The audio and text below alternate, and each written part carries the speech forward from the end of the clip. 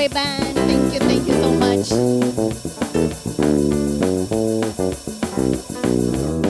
Hey. Oh. Hey, All right. tunafukuza baridi. Just start to do that. Ile baridi kwa hapa nje ni serious. Hey, it's too cold. Karibuni sana. We are live on E_Square TV. Thank you so much for tuning in.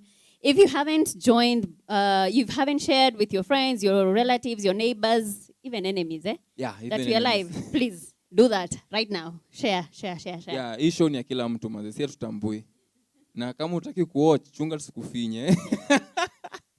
Anyways, welcome guys, man. This is E_Squared and we are live on YouTube at E_Square TV. Remember, share the link, subscribe hapo hivyo, ambia wase, itana, nile time, sindio? Is that time again, that beautiful Saturday nyote tunakuhold, tunakuweka hapo, tunakuchangamsha, tunakuelimisha.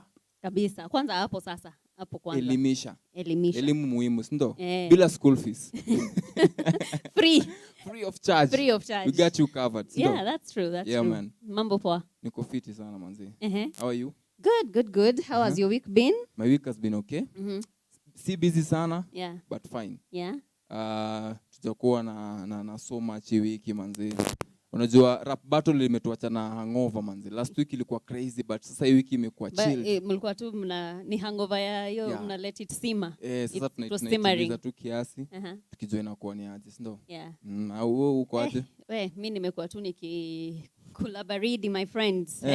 Hey, that cold. Naona umeji kujihami. Umejihami. Ni kujihami my friends. Ile baridi nimesikia hii wiki. But I'm good. I can't complain. I'm thankful that I'm alive, I'm well. Yeah. What more is there not to be, you know? Yeah, we are just happy. I'm just happy that I'm alive, I'm well. Na niko tu sawa. Tunakuwa tu grateful that tuko fit. Exactly. In the middle of a pandemic. In the middle of a pandemic. Kuwa healthy. In the middle of baridi. Usau baridi. Baridi pia ni serious panze. That's true. Lakini niko sawa. And we are ready to give you guys an amazing show. Kama kawa. You know how we do it. We never disappoint. Yeah. We have an amazing lineup of artists manze. Unakumbuka last week tulikuwa na KENZO kwa set. But haku manage kukam due to some circumstances. But hii wiki, si hata hii wiki, leo. Kama si sasa ni sasa hivi, si ndio? Yeah. So something for you guys to look out for. Tuko na we also have an amazing artist mwenye nitakuwa na introduce any minute from now. Yeah. He's doing an amazing thing, si ndio? A young gospel artist. And he's doing such an amazing job. Yeah. I can't wait to hear his story. But yeah, that is what we're talking about. But be up and above the artists that we're having. Tumesema kuelimisha. Kuna place ya kuelimisha kwa issue. Kuelimisha. Sasa unajua part nimekuachia. Wewe ndio bazo hiyo pande. Bazu, haya sawa. Sasa unajua bazu? Najua bazu. At least hiyo term nimeisikia huko nje. Iko sawa. I have been to Eastlands too much. I think so.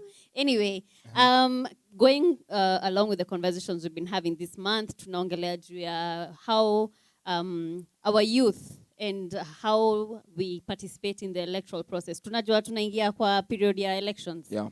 So do you have a voter's card first and foremost? Have you registered to become a voter? Unajua kama you are above 18, you are eligible to vote. Yeah. So do you know the power of that? Do you know how powerful you going to that voting booth? How powerful kuweka hiyo tick ama whatever you do? Yeah. Do you know how powerful that is? And what does it, how do we get involved as the youth in the whole electoral process? So that is generally what we're talking about. And yeah, I feel like a conversation is very important hapa kwenye tuko sahi, because we are heading to elections. Towards the election, Yeah, and as a country, we keep saying we make the largest population in Kenya, the youth. The young people. Actually, we are 75%. Na tukiangalia hata parliament, we've only made up, I think, 6.5% of the parliament. Yeah, which is sad, because it doesn't make sense why we are our population is the highest, yet we are the least represented in parliament. Yeah, so guys, in the conversation of kutuchangamsha, so that we see how with the coming elections, how we can participate, and even in the next government. Yeah, na hiyo venye tumesema, hiyo voters card it's a powerful tool kukuwa nayo, but don't misinterpret or don't misuse it. Wase wengi hutumia hiyo voters card kujinufaisha with material gains ya sahiyo, si ndio? Unajua uko na voters card, unajua kiongozi fulani amesimama, anakam anakuingiza box, anakupatia unga, anakupatia sijui anakupatia sijui nini. There's an interesting conversation I was listening to throughout this week. Kuna msee alikuwa anasema, if a politician comes and bribes you with, let's say, 1,000 shillings. So what you do, divide that 1,000 shillings by 365 and a quarter days of the year, si ndio? Alafu uone huyo msee atakuwa amekupatia do ngapi kwa hiyo siku. Na ujue hiyo do amekupatia hiyo thao, na yeye akishatoka hapo uende mpigie kura, ako hapo for 5 years. Ana gain so much. Na probably ulimchagua si ati juu unaamini atakufanyia zile vitu atakufanyia. Juu alikupatia ile thao. Who loses at the end of it all? Something to ponder about. Sindio? Let's get this show on the road, man. Piga kitu bana, piga kitu. Twe baridi. So right about now, Josephine, I want to invite a very humble gentleman, sindio, that's on with ako na sisi hapo kwa studio, sindio? Yep. Very humbled, very polite, ako na roho safi, sindio? Kabisa. Vocals pia zimeenda shule. They've gone to school. Zimeenda shule, sindio? So uchali wa nguvu. Kabisa. So without any further ado, ladies and gentlemen, allow me to introduce none other than LEEBWOY. Karibu. Piga kitu. Karibu manze.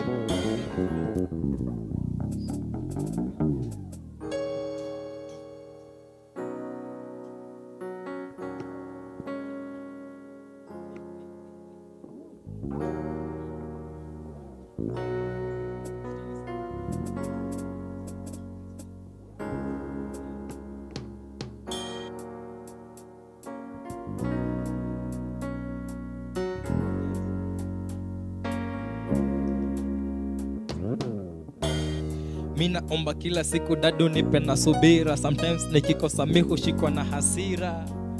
Jina lako maisha ni mwangu ndo msingi mara. Unanipenda sana ni ya season kuparara. Utanipa faida utondoa na hasara. Wanapanga mabaya itakamkuwa era.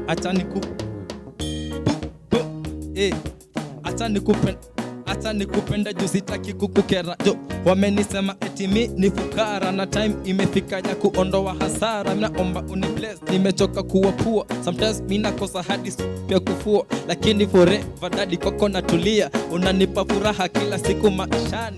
Samo yangu rasmi minta baki tuna God. Japo watanitwiza na kusema mambo mob. Tabaki kwako forever hata nikose do. Najua nikiomba hata open hizo do. Forever I'm humble tabaki nimeba.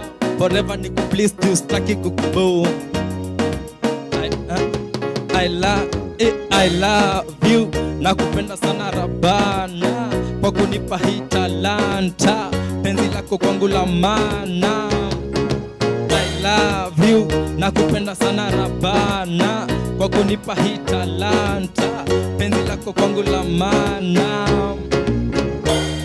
Umekuwa mema kwangu kila day, ndo maana sitawacha kukusifu kila day. Umenilinda umenitunza kila day. Ona niko down bana, jua kuna day itafika hizo doors manze zitakuwa open. Na kama ni mado bana zita come through. Na kama ni mado bana zita come through. Umekuwa down for long but God anani raise. My message to my youth manze mswahi kufa moyo. Bidii kila day uta reach to your level. Sabini Mungu Buddha yo kila day. Usiwache kumwabudu na usiwache kumwabudu. Sasa kumpe Mungu kila day. Najua bila God I'm just a nobody. Yo umesota sana umekosa hadi kodi. Lakini kija bidii God ana power. Ukimkimbilia shida zako atatua yo. Step by step zote zitakuwa sote. Na kama una maswali jua God anakupenda kila day.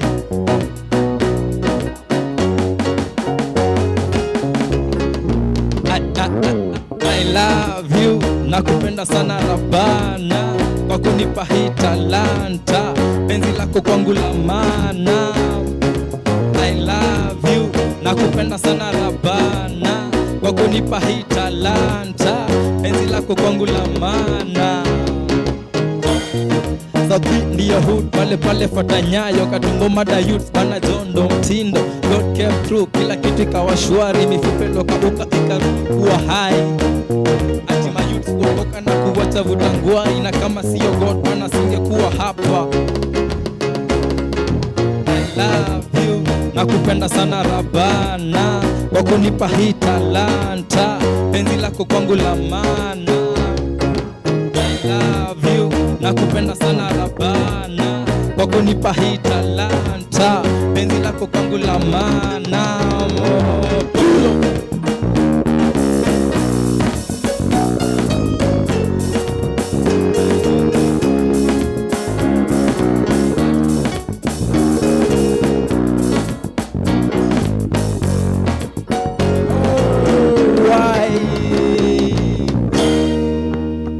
Sema praise God. So utasema amen. All right. Twende. Sema praise God. Alafu nasema amen. Wagwan man. Inakuaje mtu wangu? Niko fiti. Nashukuru bana, nashukuru kabisa. Hata mimi nashukuru sana kukuona wewe manze ndani ya show leo. Unasikiaje kwa hapa? Mimi na filani niko so blessed, nasikia manze leo nimetry style nyingine hapo hivyo massive. Actually personally mimi nimezoea kwenda studio na piga pile hivyo ma headphones na record, nasikia ngoma iko sawa. Leo nimepata vibe nyingine hapa hivi naweza.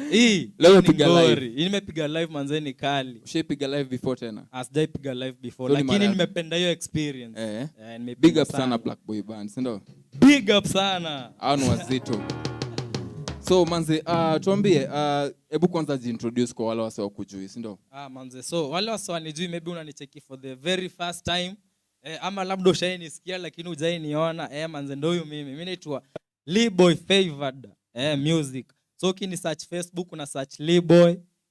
Acha tuseme page una search LEEBWOY_music. Instagram ni LEEBWOY favored KE. Nafanya hivyo pia Twitter na Facebook kote unajua sa place important inakuanga ni YouTube. Una search LEEBWOY favored alafu vitu zinakuwa tu pale level vitu massive. Yani God atakubariki tu unajua. LEEBWOY favored. Mbona favored?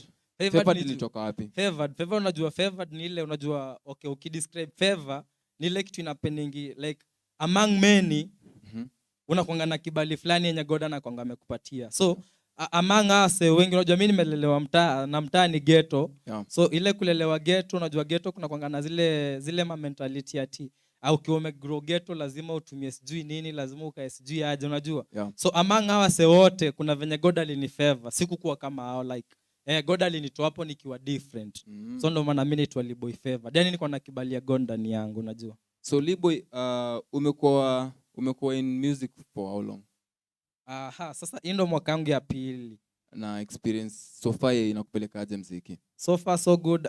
Muziki siwezi complain. Actually muziki iko fiti. Unajua nilianza last year mwezi wa 6. Through the process wasanii maybe hata kuna challenge moja inakuanga common kwa both established na upcoming artist. Na hiyo challenge inakuanga ni finance. So hiyo kila msanii tu anaweza kuambia pesa. Najua sasa mimi nilianza tena time ya corona, hakuna mashughuli, hakuna job, hakuna anything. So kulikuwa ni ile ku struggle but God alikuwa tu faithful. So nika record ngoma yangu ya kwanza ikafanya fiti.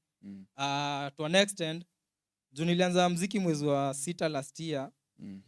Nikatoa tena ngoma nyingine before December. So by the time nafika December kuna namba fulani nilikuwa nishatengeneza juice like tu niko favored, si ati ni nini but kuna ile tu kibali fulani God anakonga ameka ndani yangu na ndo maana mimi tu kila siku takanga kumpraise unajua. So venye ilifika December kuna this biggest DJ anaitwa DJ Nix alitengeneza awards fulani ziko zinaitwa Fema Awards.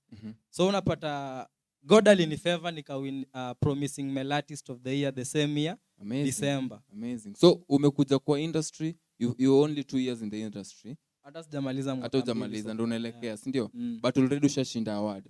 What does that mean to you as an artist, as an upcoming artist? So far so good.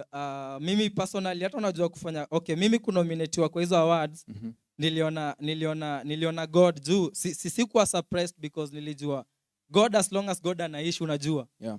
Na God wanga haezi kaa mtu ati uone God ndio huyo amekuja. God wanga anakuja through people. Yeah. Ndo glory yake bado yani ikue bado glory yake i-maintain unajua. So venye mimi niliwinia award kwanza, first of all mimi hata siwezi sema nilikuwa nafanya hiyo muziki maybe juni win award, but ile award ilikuja hapo kuonesha like kuna kitu inafanya that it attract maybe sight ama masikio za wase wakajua kuna potential kwa huyu boy. So ilikuwa nikaa kunipea psych na mimi nikafeel tu yenyewe nilifeel appreciated sana kuwinia award.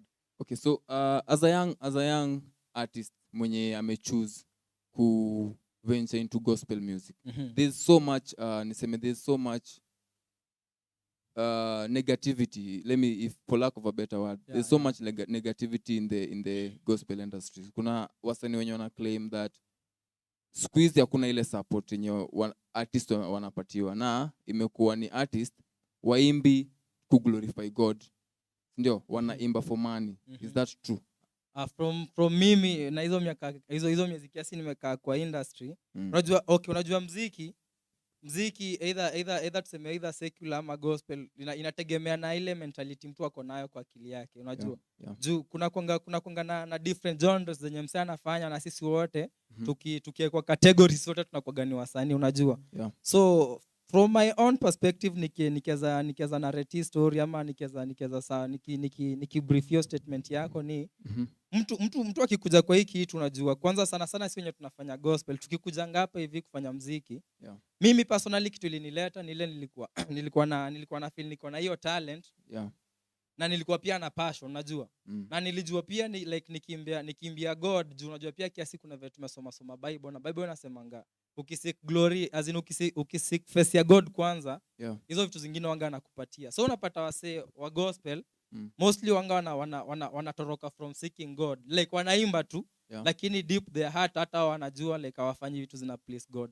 So unapata wanaanza kuimba ndo watengeneze jina ile kujenga cloud, maybe wakuwe notified wapate hizo awards. So unapata wasa wanaanza kuimba wazini wakuwe famous ndo wakuwe nominated kwa maybe certain awards nini. Wanasahau that wakisifu God ako capable hata kuwapatia mabiti unajua. So wana fight na vitu local na God amewekea vitu great zenye in case wangemuworship tu in truth and in spirit wangefika huko juu. So wase waga wanajimisi hapo katikati. Naweza sema kuna wenye wana serve God truly na kuna wale wana serve hizo awards na zile mado, ati ukiambia msee kuja show anakuambia unanilipa pesa ngapi. Hiyo ni msee wa gospel. It's so unfortunate.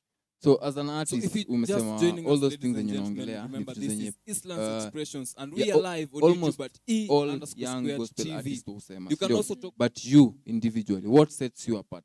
Now what motivates you to be different from the rest? Kwanza unajua kila kitu yenye mtu anafanya personally kuna kuanga na ile foundation yenye imekuleta unajua. Na kila kuna msali niambianga kila environment na kuanga na thoughts zake. For example ukinikaribisha kejani kwako ni kama ukitoa kiatu pia mimi nitatoa. Lakini usipotoa definitely tutaingia tu hivyo kama tumebanje tu chill hapo hivyo unajua. So kila environment na kuanga na thought yake. Na so ile kitu yenye mtu ako nayo kwa mind akianza kitu hiyo ndo wange inampatia motive ya kuendelea na wange inampatia ile guidance bado ya kuendelea. Hiyo tu ndo mimi naweza sema. So far unadhani response iko aje kwa semeaje probably kwa fans wako? Una get the response yenye una feel unahitaji so far actually siwezi sema ati na okay haiko hivyo massive kabisa, but kwa wale kiasi niko nao response yao iko positive, like wanani encourage kuendelea hata zaidi. Like wananiambia bro uko fit, kuna wale wananiambia bro hapo hivyo ulichoma lakini next time mimi napenda ngwasa wananiambia ukweli na niko na wao bado. Wao wananiambia bro hapo hivyo ulifanya fit ulikill lakini kuna venye ulichoma. So unajua nikienda studio next time waga na consider hizo vitu mbili zenye malimsali niambia uko fit na i perfect na malimsali niambia nachoma na ifanya at least ikuwe poa. So kama a young gospel artist, unajua mbona nakuita young ni kwa sababu there are so many people like you, there are so many young talented individuals like you. Wanaanzanga wakiwa na that passion, wanaanzanga wakiwa na hiyo zeal na the honesty yenye inahitajika kupursue hii industry, the other industry, the gospel industry. But at some point inafikanga pale mbele wase wana change. Inakuwa msee alikuwa hivi but sasa hivi mali imefika manze, anafika anaona manze si hiyo ndo kenye nilikuwa nataka kufanya. What can you say about that? Hiyo kitu naweza sema, unajua kuna kuangana kitu inaitwa hypocrite. Ukishakuwa hypocrite inamaanisha huko mreal.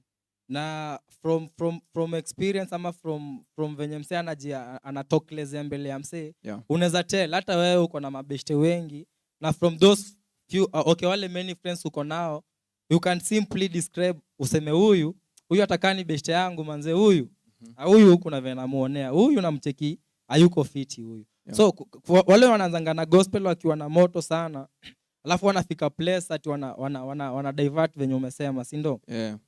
Hao kitu mimi naweza sema kuwahusu ni ati hao from way back hata hawakuwa na ile motive ya kuserve God, but walikuwa tu hypocrites. So venye walipata ile kitu wenye walipata, unajua at first unajua kuna ule mtu anakujanga kwanza, akitaka kitu waga mara ya kwanza anakuja akiwa humble nini, akipata alafu anamea ego, kiburi, anakuambia sasa tu ataniambia nini, unajua. So hao anakuanga tu ni hypocrites, lakini tu bado sisi wote tu tunakuanga tu ni watu wa God. Basically anatupenda tu hivyo. Interesting manze. If you're watching us guys, remember this is Eastlands Expressions and we are live on YouTube at E_squared TV.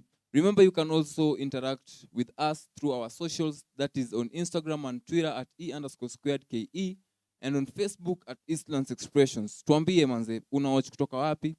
Unawatch na nani? Unataka to big up nani, si ndio? Tell us what you feel, si ndio? Right about now nataka kuingia kwa comment section kiasi, tusikie wase wanasemaje, si ndio? So niko na Caroline Atieno anasema okay. Josephine ndakwambia ukirudi on set. Hii ni personal kidogo. MC Weekday is tuned anasema tuko ndani. Leo itakuwa moto mbaya sana. Beatrice Patricia amedab. Amedab Steve Biko anasema umechelewa nikajiuliza kwani ni kesho. Buda si kesho. Ni saa hizo. Tuko ndani tushaanza tunapiga hii shughuli, si ndio? Thanks sana manze Steve Biko for always keeping us company throughout the show. Tunashukuru sana manze. Beatrice Patricia anasema ni leo manze, ni leo na ni sasa hivi, si ndio? Alright, Caroline anakuambia anakubig up sana, anasema LEEBWOY is smart, is heading far, si ndio? Thank you manze. So manze LEEBWOY, on this month, throughout the last month yenye tumekuwa tukiongelea such a certain conversation yenye tuna feel is very important to the young people, ndio?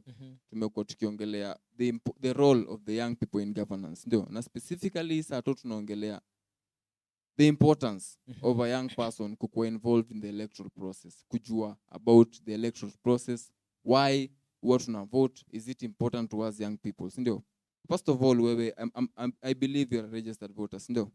So wewe kwako personally, hiyo voters card iko na importance gani kwako? Yo voting card though bado sija get, but nitapata.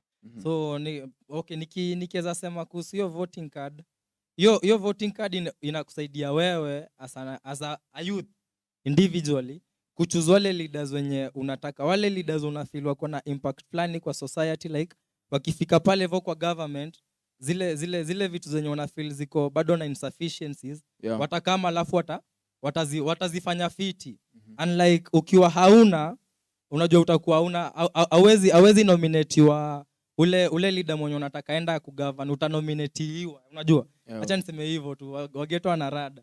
So unajua ukivotiwa ule msee aende hapo, unapata maybe huyo mtu alikuwa elected aja meet ile expectation yako as a person. True. Of which ungekuwa na ile voting card, ungeenda vote ule msee unataka, angewin definitely juu ulivote, unajua. Na angewin ile kitu ulikuwa unafeel iko ndani yake anaweza fanya, angefanya na ungeridhika. Like sasa juu huku vote unapata uko na maswali mingi, unasema gava hapo unapata ngama youth bedho analia, sijui ati gava hakuna wera, sijui gava hakuna sijui nini, unapata. Lakini like angekuwa na ile voting card aende pale hivyo kwa ballot box a vote, hizo vitu zenye wanalia sijui nini zingekuwa maybe zimesotiwa. Unadhani mayouth upiga kura wisely? Actually my youth, from my own perspective, kwanza my youth hawapigangi kura. Na wale wenye wanapiganga kura wanga wa vote wisely. Wanaendanga tu hapo tu ku show off. Actually hata waendangi hapo. Unajua mika kaget wenye mimi nimetoka kuna kugana a certain group ya wase kadhaa au mimi nakonga nimewatrust juu wanakonga wase ni wa genuine. But again kuna konga bado na wengine au sasa during time ya election like unfortunately yenye ilikuwa ile ya before nilikuwa sikuwa nimefika ile voting age. Una get. But kuna venye nili experience that kuna wase fulani walikuwa wanajigawa ama group fulani wanasema acha tuende kuna maybe MP fulani anakaa ule mwenye anataka kuwa as in nominated MP mwesh ako area fulani tuende tumtoke mado. So unapata like wanagawana kama maboys kinde wanaenda hapo hivyo. Unapata mwesha wanapatia maybe tenga 10. So unapata yote tenga 10 wakienda kugawana kila mtu anapata thao unajua. So na mimi so kuna msali niambianga like hiyo thao 10 yenye umepewa in a group of 10 of which mtapata thao si ndo? So ukishapewa thao huyo mwesh definitely utakuwa umemtrust juu amekupatia thao. Maybe hiyo siku ulikuwa hauna gas imesha kwa keja tuseme ama labda gas ni expensive sana juu thao itaisha tuseme ulikuwa una unga ukaenda ukabuy kiunga pale nini ukapiga shopping uko na keja imestand si ndio? So juu ya hizo vitu kiasi hiyo thao imebuy unajua huyo msee ni mgori lazima ile siku ile siku ya kura lazima niende nimvotie. Unaona ile siku ya kura inaenda unamvotia kitu yenye hujui ni ati hiyo thao kipiga kwa mfano mwaka inakuanga na siku 365 hiyo 365 ukidivide by na thao na bado divide by hizo miaka 5 utapata labda ulikuwa umepewa per day umepewa sijui ni cents na hiyo ndio ilikufanya like alafu akifika huko mostly my leaders most wenye nimeona wakiwa wamefika huko waga wanaenda huko na watimizi Kenya walituambia wakile time walikuwa na campaign so juu ya kukua polluted na thao msee ana vote na akini a vote wisely. So where do you think the problem really is? Is it that my youths hawajui? Because hata saizi ukisimamisha mute man kwa maeria umuulize ni aje mbona uja vote atakwambia the same things. So where do you think the problem really is? The problem alinaweza kuwa ni ati my youth actually acha niseme my youth ni ati sijui ngori iko wapi exactly lakini tunaweza sema ni ati my youth kitu ya kwanza ni ati kuna venye kuna mentality fulani wamejiwekea wanasema but unajua acha niseme hivi kwanza kabla niseme hiyo the thing yenye inafaa tufanye sisi as a youth kwanza ni ati inafaa tutake ile initiative na tukue pia sisi enrolled kwa hizo political seats unajua tuseme mseka best yako fulani anataka kusimama MCA unajua yeye ni msee amelelewa ghetto ana understand hizo streets hizo machoma anajua zote anajua ni nini haiko kwa hiyo mtaa si ndo? So ukipata msee wako boy wako fulani amesimama anataka kuwa tuseme MCA si ndo? Kwa hiyo mtaa yeye unajua yeye ni boy mmegrow na yeye zile ngori zenye mmepitia anajua pia like ako na ile experience ya hiyo mtaa. Unapata saa kitu moja ama vijana waga wanafanya huyo boy ni best yako lakini hana kitu venye nimesema so haja kupatia time ya campaign. Alafu kuna kuja bazenga fulani alilelewa huko majuu unacheki msee wa Runda kwa na mado alafu kwao ni Runda lakini haishi Runda ni Mkenya in diaspora unajua so amekuja time ya campaign amekupatia hapo hivyo mapesa unamvotia ukishamvotia anarudi diaspora anakuachanisha hapo hivyo ghetto kipambana na hali yako. So it's their time like tuchukue wale wase wana understand from the scratch ile mtaa inakaa aje juu hao wase wakifika hapo hivyo watajua venye wataweza deal na hiyo situation from the ground bado. Amazing stuff. You've heard it guys. Meskia, it's not that ni kitu yenye mimi ndo nataka tuongelee ndio. It's something that is happening, it's something that is real na ni kitu yenye inatu affect sisi wote kama my youth man ndio. So wewe kama youth man uko hapo my area uko na voters card. Hiyo voters card isikue form ya TE ndio. Hiyo voters card isikue ni form ya vela ama form ya jaba ama sijui kishada and everything ndio. Vote wisely. Make the right decision. Choose the right person you want to choose. Na siku ya kura manze tusilale. Because if you sleep on that voters card, hauna any say kwa serikali. Si ndio? Because hukuchagua msemo wenye unataka na utakuja kuwa a victim of maybe policies zenye utaki. Si ndio? Thanks so much manze for keeping us company. Remember we are still live here on YouTube at E_Square TV. Talk to us. Tuambie manze across our social media platforms, that is on Instagram, Tuko at E_squared_KE, on Twitter at E_squared_KE, and watu wa Facebook tujawasahau. Tunapatikana hapo FB at eastlandsexpressions. Si ndio? Yeah. So LEEBWOY, Yeah, nataka kuacha upige performance moja ya mwisho. Ngoma gani unapiga? Inaitwa Ni Mungu Tu. Ni Mungu Tu. Inspiration behind that song? Inspiration ya hiyo ngoma ni unajua in most cases wago unajipata like umachieve so much kwa timeless. Yeah. So like hata ukiulizwa bro, how did you manage to do this? Unapata una explanation. Anambia manze, ni Mungu tu. Manze ni Mungu tu. Ama labda kuna ngori fulani ilikuwa imekupata yenyewe uko na hapa hivi. Hata wasee wako close na walikuwa wanajua hapa utajitoa. Yeah. Lakini venye ulijitoa na kuuliza bro, how did you manage manze? Anambia ni Mungu tu. Yeah. So hiyo tu ndio ilikuwa like inspiration ya hiyo ngoma, like ni Mungu tu. Zile vitu zenye unaona zikiwa ngumu lakini zina happen. Zili happen aje? Ni Mungu tu. So ladies and gentlemen, manze, I leave you with LEEBWOY performing for the first time on E_squared TV on YouTube. Ni Mungu tu. Keep it locked.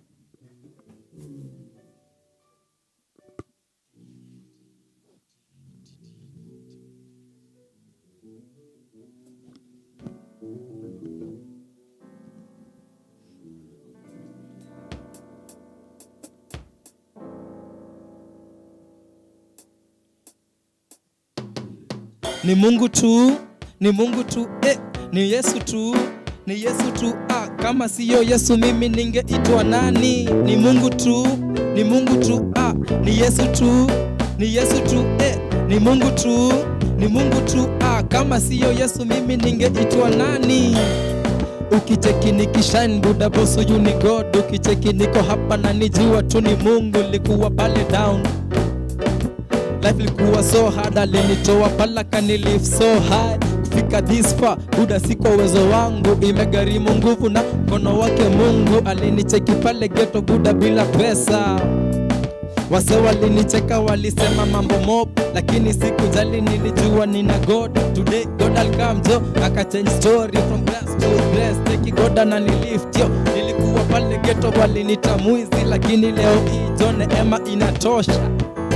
Toka Jesus of the weapon na difema nikashinda. Nauliza siri gani? Mimi naambia tu ni Mungu. Ni Mungu tu, ni Mungu tu, ni Yesu tu, ni Yesu tu, ni Mungu tu, ni Mungu tu. Kama siyo Yesu mimi ningeitwa nani? Ni Mungu tu, ni Mungu tu, ni Yesu tu, ni Yesu tu, ni Mungu tu, ni Mungu tu. Kama siyo Yesu mimi ningeitwa nani? Amenifanya mina ngara kama taa, nisiwezi isha kama futa ya ngata. Cheki vile anadu, cheki vile anadu. Amenitoa chini kaniweka juu, at mabeshte wengi wanadhani ni majuju. What a man called Jesus, greater than all jina. Take a look, amenipa tuka look, fresh and clean na masana of a God. Ting-a-ling-a-ling, brand new day with a brand new thing. Woo! Ni Mungu tu, ni Mungu tu, ni Yesu tu, ni Yesu tu, ni Mungu tu, ni Mungu tu. Kama siyo Yesu mimi ningeitwa nani? Je, ni Mungu tu, ni Mungu tu, ni Yesu tu, ni Yesu tu, ni Mungu tu, ni Mungu tu. Kama siyo Yesu mimi ningeitwa nani? All right. Thank you so much, manze LEEBWOY. Kazi safi manze. Shukran. Keep on the passion. Keep on that energy and hivyo. Inspire these young people out here in the streets. Yeah. Ndio. Tunahitaji wase kama nyinyi wanafanya kitu different. Yeah. It's been a pleasure having you. So nataka kukurelease au sio? So manze nikienda tu naweza taka tu bado ni request hawa fans wangu. By the way mimi nasemanga mimi hata sinaga ma fans. Mimi niko tu na mabeshte. So nataka ku request hawa mabeshte zangu, si ndio? Manze fika tu pale hivyo YouTube search LEEBWOY Favored. Yeah. Fanya tu ile account yangu hivyo Justice, alafu kuna mangoma fulani hapo hivyo zitakubariki zenye sijaweza kuperform leo, si ndio? Yeah. Fika pale hivyo sikiza, alafu ikikubariki manze share na mabeshte zako pia wabariki. Ulisema Facebook ni?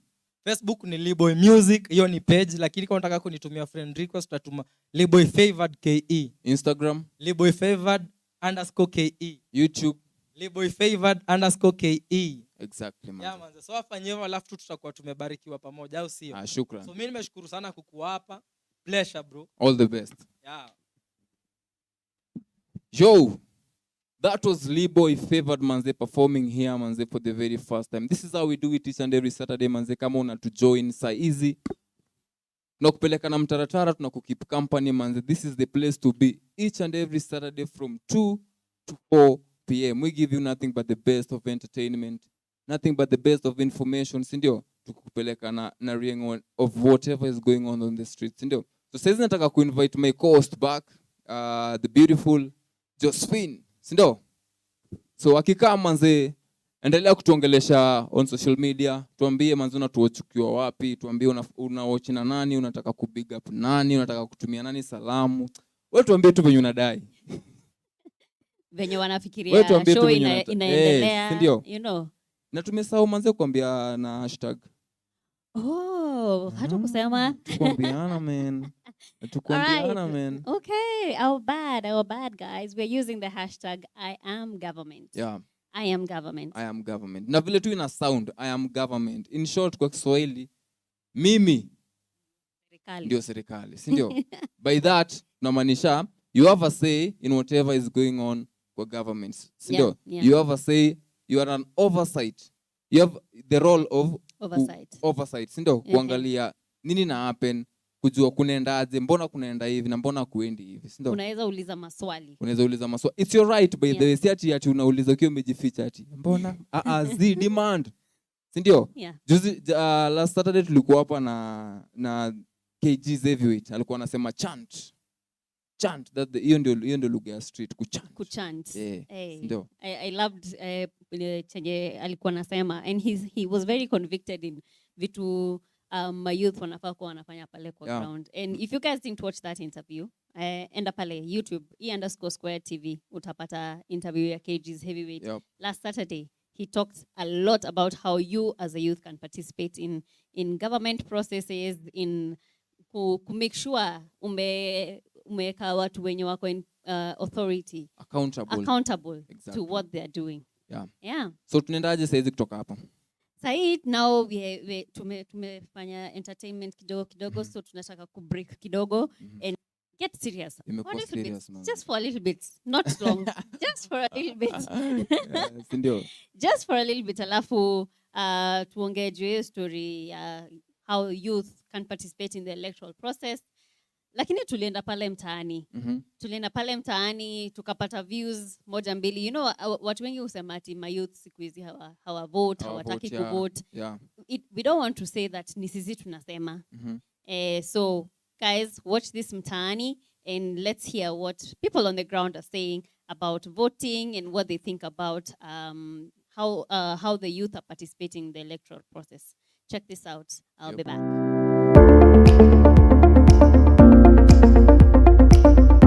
Hello guys, and thank you so much for joining us for E Squared Mtani right here on Eastlands Expressions this lovely evening. My name is Caroline Atieno, and today we are going to be having an informative and necessary conversation with the youth of Huruma. I'm talking about the role of you as a Kenyan in the electoral process and the importance of you voting out for your favorite leader and someone who will definitely bring change to your community, be it your county or even your area of residence. My name is Caroline Atieno, and this is E Squared Mtaani. Will you be participating in the upcoming elections? Ina depend venye itakama. Venye itakuja ndio itakuja kiviolence hatuwezi participate, lakini ikikuja in a very good way tuta participate. I'm a registered voter. I'll be voting. You know, vote si ati ni kitu unasema watu kosa kuvote itakupost kitu. Unajua the more unakataa kuvote unasema ati obviously leader ule mwenye akona dondo atapita ama tribe friend utapita, wewe unafanya hiyo vote isipite. So the moment umevote, nyinyi wote mnaungana mkavote ule leader mnataka na mtamget. I will because I am hoping that kuna mtu tu atakamna hizo changes sisi utaka. So huwezi kosa kuvote, juu bado utakuwa tu tulisha tu wale yes na ile tabia yes, but one day najua tu tutakuja kupata ule mtu at least ata make changes kwa mtaa. Mimi yenyewe kulingana na previous votes yenyewe kura yangu sijaona hapa ilikuwa inaenda. So mimi nadai kuvote next time ndio ni enyewe John nikaita make impact fulani. Juu yani hizi votes sioni importance yake. Sasa lakini ndajaribu. Si vote ndio at least to kuna developments, but mara mingi zingine happen. So mara mingi watu wana vote tu ya influence, unaona. But kitu mimi najua mtu anafaa kuvote mtu anataka at least kuna development kwa mtaa. So why do you think elections you come na all that violence and all the drama and all that straining stuff? Okay, hizi vitu zote zikujanga na au ma big fish au wenye wako huko top. The moment hao ndio leaders wetu. The moment wanaanza vitu huko juu hao wenyewe wanaanza vita. Hakuna venye huko chini, huko chini sisi huko chini tutakuwa like going this way, unaona. Sababu nini? Hao ndio wanakuja na fund vita za huko chini. Huko chini. Yes, tunapata sasa hizi vita zikianza, si wenyewe ni tunaumia au umiaji. Mtu anataka tu kuingia kwa kiti, apate kitu anataka, ndio aende. Yeye bora kishaingia pale apate mapato yake, amaindi ya kitu alikuwa ameambia watu hapo mbele. Unadhani sisi youth kuna venye tunaweza influence change kwa society by maybe kuvote? Yeah, sisi youth tunaweza change hiyo kitu. Yeah, tunaweza change hiyo kitu design ya tukikam tuonyeshwe kila kitu kwa table, vitu wanasema wanakuja wanatufanyia itakuwa much better, lakini hakuna haja kitu tupake mafuta. Ila ndio vitu kishaingia pale hakuna kitu tunapata. So kitu kuchange hiyo kitu wakitufanyia tu vitu wanakuja na tupromise. Sisi tuko sawa, vitu vitakuja chini, tutaparticipate, tutavote chini watu wanataka nini na life iendelee. Change inaanza kwa nyumba. Ukifundisha mtoto vizuri akigrow nayo hivyo, sidhani kama huko nje atakuja kuangusha. Watu wamelelewa tofauti. Kuna ule msemo amelelewa revenge is the only way, violence is the only way. Kuna mwenye amelelewa be good at it. Hata ikwe nini mehappen, we just be good at it. So if at all tunaweza fundisha hii generation yetu yenye nakam fiti, sidhani kama tutasamess. Though lazima hizo mamess zikuwa, but at least tutapunguza kwa rate fulani. Watu wengi wanasema obvious wakivote kura zitaibiwa wapi na vote. Your kura haijabiwa, you should vote for you to make it go up. Mimi na feel inaweza kuwa important sana hizi votes yenyewe, hadi hawa si wengine wenye wanadai kuvote. Ni important sana usome MC. Mtu asikuje kukuambia ati yeye nda kuchange. Chagua mse mwenye anakujua from the inside out. Ndio akienda pale hadi akikuruka ni sawa. Haizi kuruka 100% amekuruka.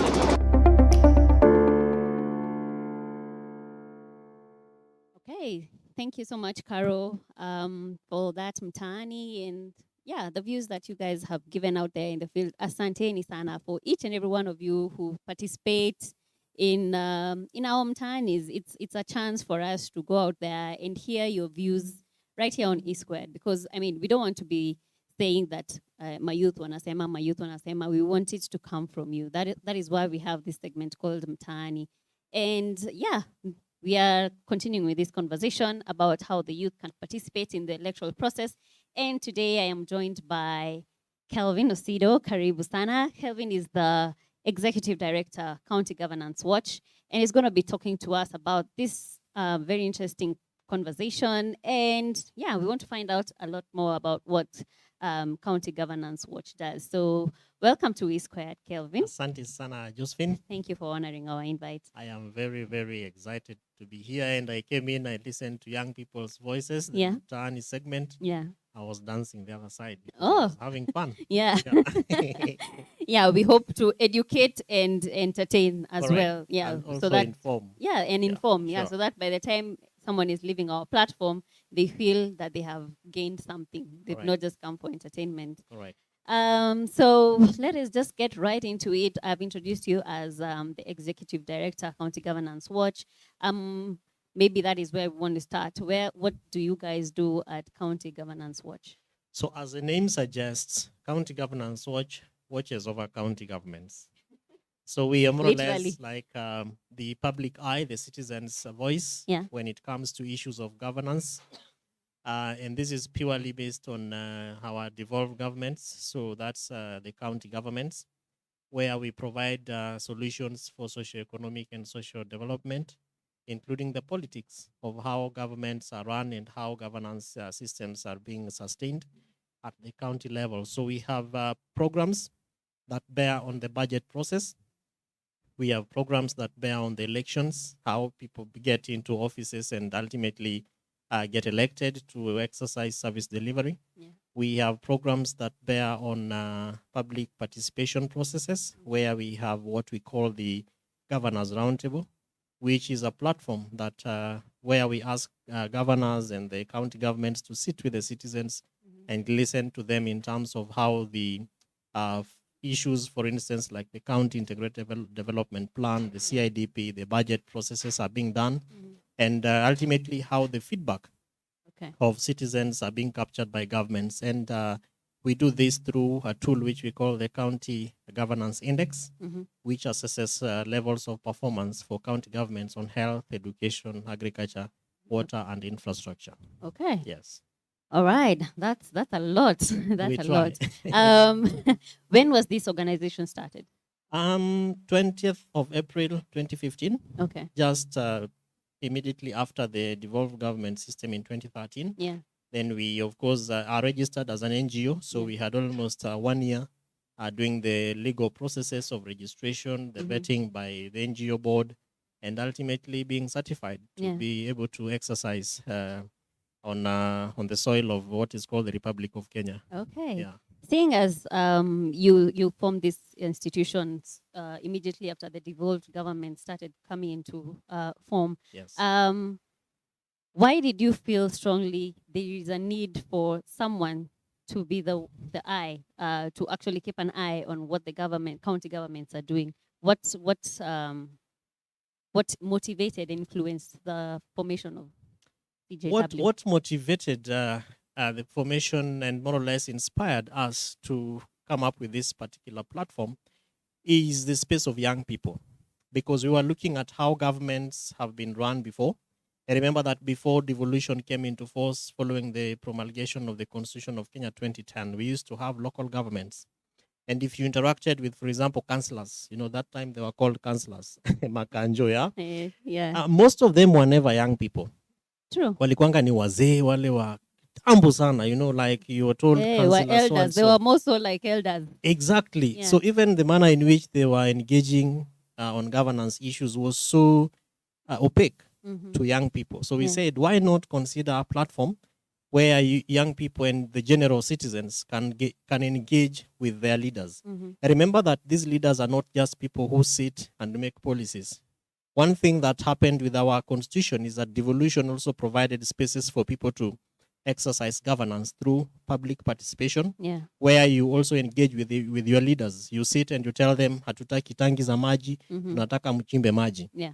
Then that borrows down all the way to the budget process, where you also are expected by constitution to sit and also make your voices heard in how the budget, the monies are going to be used at the counties. The second thing is offices, that the constitution created 6 offices. And then we looked at what is the possibility of young people actually to be elected into office, because our constitution provides for 2 opportunities where you can be elected, either as an independent candidate or as a political party candidate. So we felt that maybe the youth, given the numbers and the ability to grasp issues, our innovation through social media, the Twitters, the Instagrams, and the YouTubes of this world, we had an opportunity to influence how the youth could vote at that point in time. But when we looked at the context then, there were no major organizations other than, for example, Youth Agenda and a few others who were making attempts to provide spaces for the youth to now get elected into office. So we felt like maybe County Governance Watch should be that organization that would help the youth to understand the governance processes and then also help them to, come up and be elected into offices. And interestingly, Josephine, we have had very many under 35s. Because our constitution, Article 260J, refers to youth as anyone who has attained the minimum age of 18 and a maximum age of 35. So we have quite a number of young people who've been elected since 2013 and now 2017. Yeah. And through the processes that you have talked about, engaging the youth in matters to do with budget, in matters to do with governance, electoral processes. What impact can you say you have seen on the ground, like practically, that has stood out for you, showing that what you have been doing is actually bearing fruit? So some of the things that we have seen happening is the ability for governments to listen to citizens. And this listening is not just saying, hey, tunawasikiza. It's actually listening and putting into effect what the citizens are saying. So that, for example, when we began, I told you about the county governance roundtables, where we have governors or the county officials sitting with the citizens. We have had citizens changing the priorities in their counties, where, for example, we have had discussions in counties like Tana River, where you have this resource called River Tana. Okay. But when it comes to the taps of citizens, the water that when you open the taps, the water is actually brown, and you ask yourself, why is this happening? When we went into Tana River and we had conversations with the governor, and people said, we want water, we saw the county government making an additional of 100 million into a budget which had been put, and they said, because citizens asked us to listen to them, we are going to add more money, which we will ensure that we have proper water revitalization processes to ensure that citizens have money. Okay. Right now, as we speak, we are actually engaging with, for example, Nairobi County to have a youth policy, because it's not been there. But if you look at how national government and county governments engage with young people, it is so loosely attached to what young people feel. They are only considered to be people who can be invited to meetings. Na wanaulizwa, mavujana mko, tupo, muko wapi? And then they are given spaces to dance, and that's it. But now we are saying that the youth must be given an opportunity to be heard, and how to put in place structures that can be able to effectively ensure that engagement and involvement is through crafting things like policies. So for us, when government, for example, Waziri wa Vijana na Elimu of Nairobi County, Madam Janet, when she comes and sits with young people, that to us is an achievement. Okay. Because initially you could not have, ministers sitting with young people to listen to them. All right.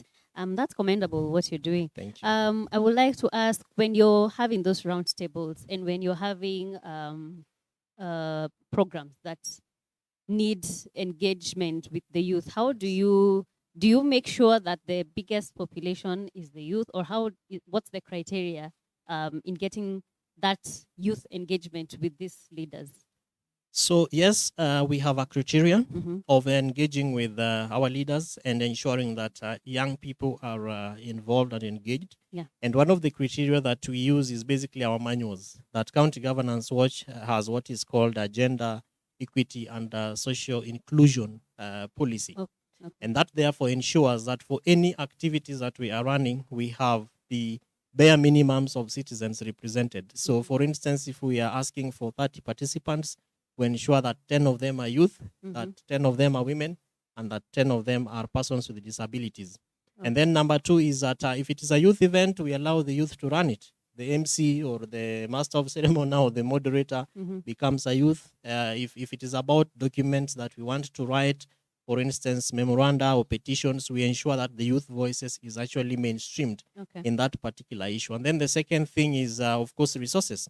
We ensure that if it is, we are looking at geographical representation, that if, for example, if it is Nairobi County that has 17 sub-counties or constituencies, that each constituency is represented and that young people's voices are being brought to the table. And then to make that engagement meaningful, we ensure that the duty bearers are also present so that government is seated and is listening to the people. So we ensure that the kind of programs that we are running are not just for show, but that they'll be able to have impact and that they'll be able to present an opportunity for citizens to actually feel that they are being heard by their governments. Okay.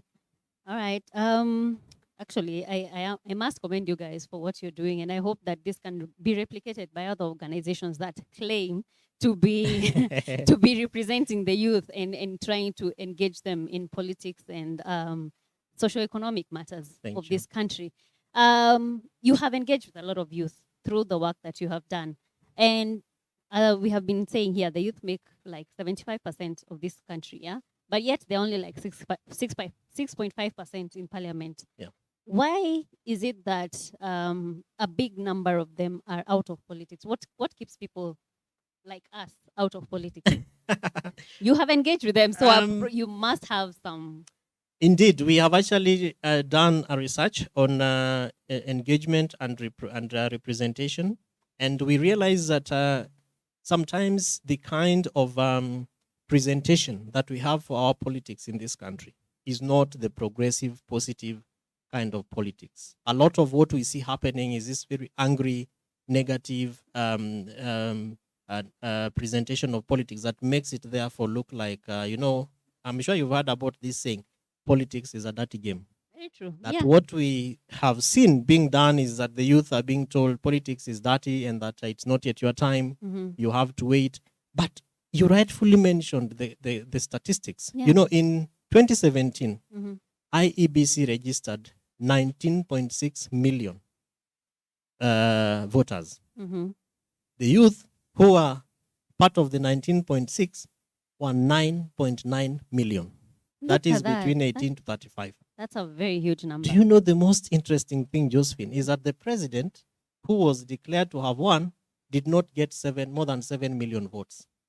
The second runners up did not get more than 6 million votes. It means that if the youth decided to have their own president, it would be possible. Very possible. And out of the 9.9 million, Nairobi County had 1.3 million against Lamu County that registered around I think it was 4,700 young people under 35. What this means is that if youth are properly encouraged, they are properly sensitized, they are properly given the opportunity to engage in governance and leadership processes, they can be able to change the narrative and move this politics from being a dirty game to a very clean game. But of course, part of what you asked is the challenges. You know, when you want to run as a leader in this country, the kind of resources that you need are resources that young people may not be able to have. For example, for you to be declared president of the Republic of Kenya, if you go back to your mathematics and your financial resources, you cannot spend not more than 6 billion shillings for you to run for office. If you're running as a governor, you cannot spend not less than 200 million shillings. These are resources that a young person who probably is in his or her third year of employment or career development may not have amassed this kind of resources. So the beauty of what we have as a country is that the Constitution has allowed us to run either through political parties or as an independent candidate. But now you see the challenge is that if you want to run as a political party candidate, breaking into the foray of these political parties, imagine now Josephine going to speak to Mheshimiwa Raila Odinga. Umwambiange, unajua waziri mkuu, mimi sasa natoka huko Kayole, nataka unipe tikiti ya UMCA.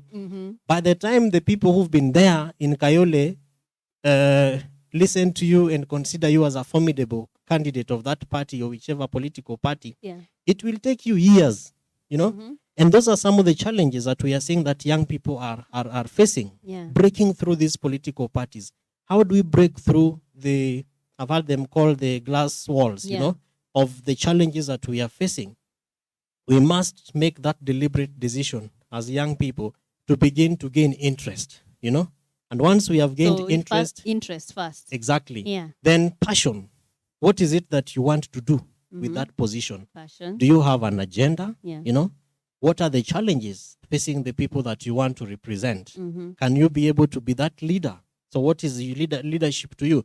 Today, and following from a research which was done by Aga Khan Foundation, they discovered that part of the youth who were talked to in that research indicated that one of the reasons why they would want to run for office is purely to go and make money. Because corruption in this country has been likened to politics. And that is the story that we have grown up knowing. Exactly. You're in politics, you're in government. You're going to steal money.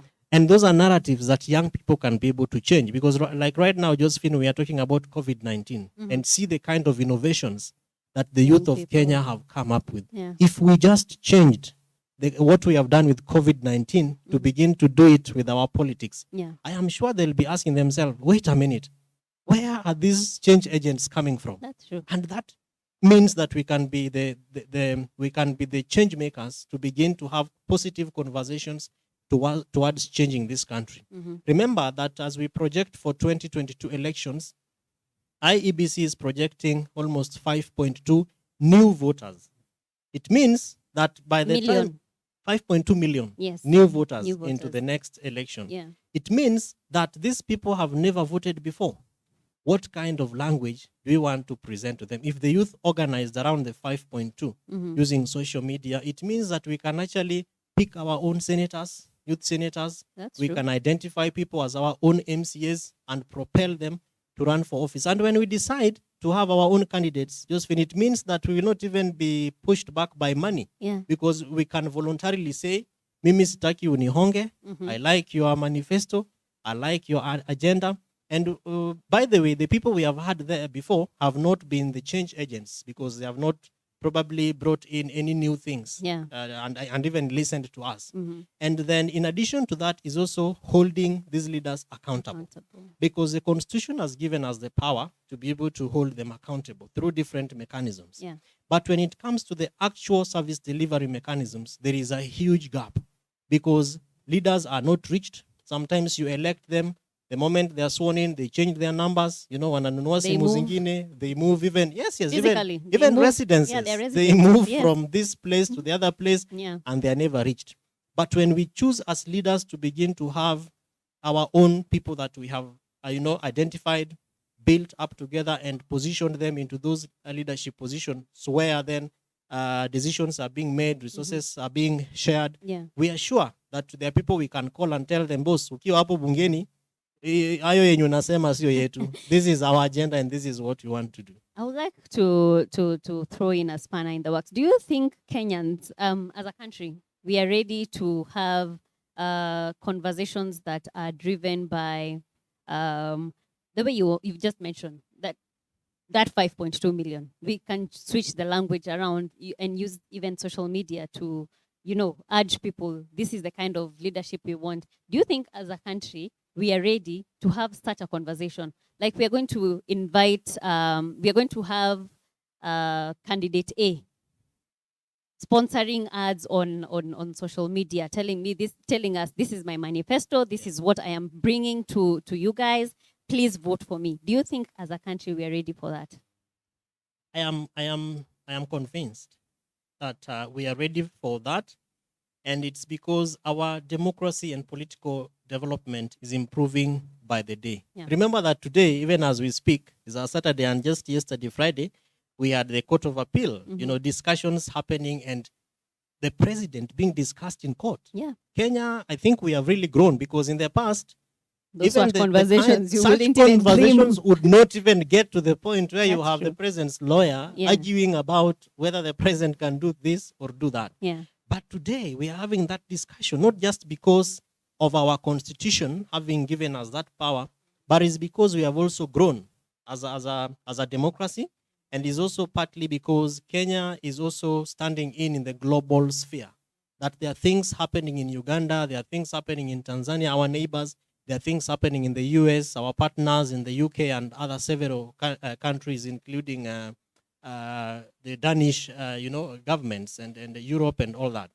So what that therefore presents, in my view, is that we have to rise to the level of a competition where we don't just talk about things because we are Kenyans, but we look at how will other people look at us. And so in terms of looking at whether we are able to change the narratives, and you mentioned social media, remember that the beauty about even what I'm seeing here, is that by the time, for example, the mainstream media reads their news at saa moja ama saa tatu, the people who are on social media would have, for example, encountered what we are talking about. That's true. So that by the time you want to rush home to go and switch on your TV, you can sit in that matatu, you can sit in your shop, and you're actually engaging with the world. Yeah. And that, in my view, is a power that the youth have to change the narratives.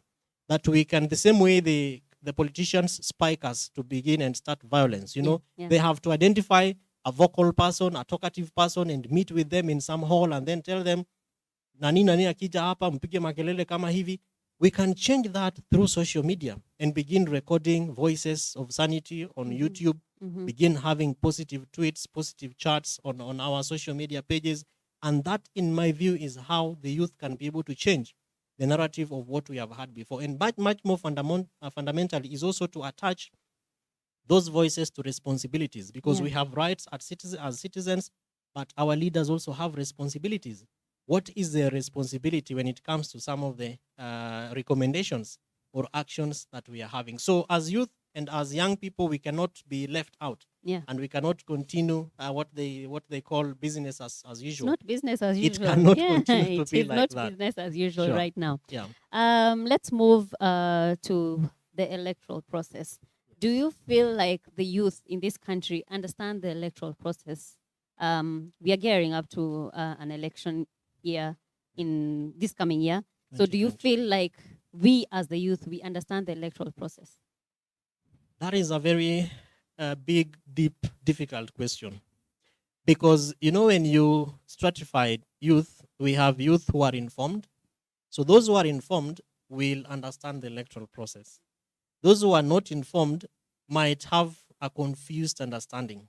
But you see, the electoral process is actually captured into three phases. We have the pre-election phase, we have the during election phase, and we have post-election phase. So when we are talking about the electoral process, we have to look at it from the perspective of how do we involve young people pre-elections? Then how do we involve young people during elections? Then how do we involve these young people after elections?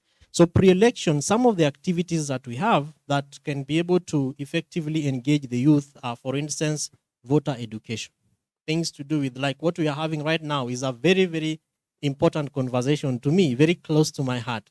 How do we ensure that the youth understand their rights as voters? What are the positions that you are going to vote on? Have you registered as a voter? What does it mean to register as a voter? And ultimately, what does it really mean to go to into the polling station and elect a leader? So what, for example, would excite young people is, for those who want to vote, is do you have information around the elections? For example, right now, people are asking themselves, 2022, nini na 2022. But you see, the Constitution clearly said that on 9th of August, 2022, we have elections. So how do we jipanga sisi kama mayouth ama vijana to be able to take advantage of putting forward information, you know, breaking down the electoral process before elections so that our fellow peers can be able to understand them. For young people who want to run for office, IEBC, for example, has said, we will not clear anyone who does not have a degree. That's right. What does that really mean for young people? Are we encouraging youth to be able to vie for positions, or are we disenfranchising these young people because therefore we are raising the bar of degrees and elections, which maybe not so many young people may be able to have those kind of degrees. So when we talk about the electoral process and the electoral cycle, we look at it from those perspectives. Then during elections, how do we ensure that our votes count? And do we really understand that the person that we are going to vote for is a person who will stay with us for the next 5 years? And that if we vote for the wrong person, we are going to have nasty policies, we are going to have dirty budgets, we are going to have our money stolen. Na ni sisi tutalia. Na ni sisi tutaumia, na ni sisi tutalia. So as a Swahili say, kutojipanga ni kupangwa. Sisi vijana tumejipanga aje to make that kind of a difference. And then post-elections is of course looking at now we have voted for you and you are into office. How do we engage with you? How do you ensure that your manifestos are actually implemented? How do you give us space as young people to be able to present new manifestos? Because even our budget process has given us those kind of opportunities. You have the budget, which is read. Then you have what is called the annual development plan, which is attached to the budget process. Of course, our budgeting starts from what we call the county integrated development planning. So it's a 5-year strategy which you put forward. How do we as young people organize ourselves to ensure that we influence the priorities of the county into the CIDP? Then the ADP, which is the annual development plan, how do we infuse into that? Because remember, the more the number of young people we have in the county assemblies, the more the better for us, even in terms of passing pro-youth policies. And then ultimately, we have the transparency, accountability issues. How do we ensure that our vote, which we did, is actually making a sense and is making a meaning and is making a change for us? And those are opportunities that the youth have, pre-elections, during and after. So the conversation, Josephine, around sisi kutumiwa na wanasiasa should not even arise, because wanasiasa wanatutumia kuleta vurugu. It's never anything positive. They never come to us in those rallies and ask us, vijana mnataka tufanye nini? They only tell us, oh, vijana mko. And then they want us to, they want to incite us against their own opponents. Okay. That mtaani that just played before our conversation, a lot of the young people said, yes, we want to vote. We are not satisfied with what is happening right now in our government, but still we feel that we need to vote. But we are voting because we feel it is a right, not because they understand why they need to cast that vote.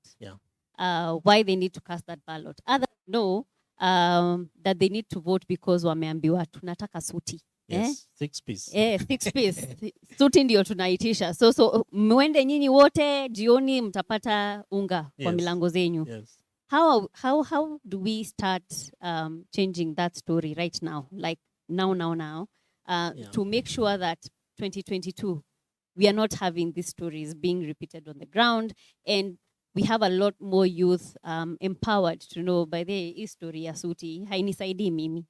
Inasaidia umse, alafu after that sitamuona for the next 10 years, How do we now start beginning to change their mindset? Is it that we start having social media campaigns, or what is it? Practical solutions. You already said one of the things which we can do as young people, and that's purely looking at the kind of narrative which we want to sell out there. And then the second thing is understanding the process.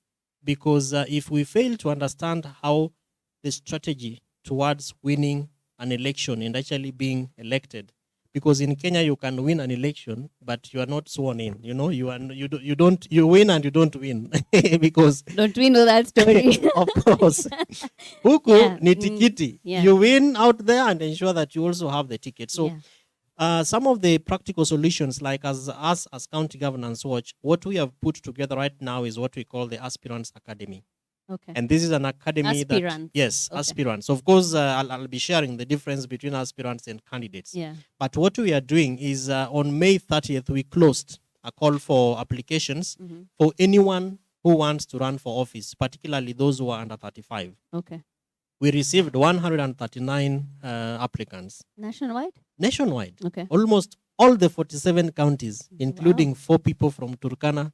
I saw names from Elgeyo Marakwet, and a majority of them are actually ladies, which therefore means that's impressive. Yes, that the female gender is also slowly getting excited and interested into politics, and particularly because of change, which we now require. So this academy is more or less going to be like a mechanism to be able to help the aspirants to understand what is required for them to run for office. Okay. And then after that, of course, in February, IEBC vets them, they are cleared, and then they become candidates. So from there, we begin to train them on how do you fundraise, to actually win. How do you write your speeches? How do you present yourself before your campaign people? If you are a candidate who is faced with violence in, for example, a rally, how do you manage that kind of conflict? So we will need to begin practical solutions on effective engagement of our candidates and also aspirants, so that we know why we are going into office. Okay. And then, of course, moving on to issues like social media, like you rightfully said, what kind of messages do we want to present? Kenya, for example, we are a little bit challenged because we do not have a voter education manual. Neither do we have a civic education manual. I know that that our president one time said, mbona unataka kufunza wa Kenya kupiga kura? Watu wanajua kupiga kura. Do you remember that? Yeah.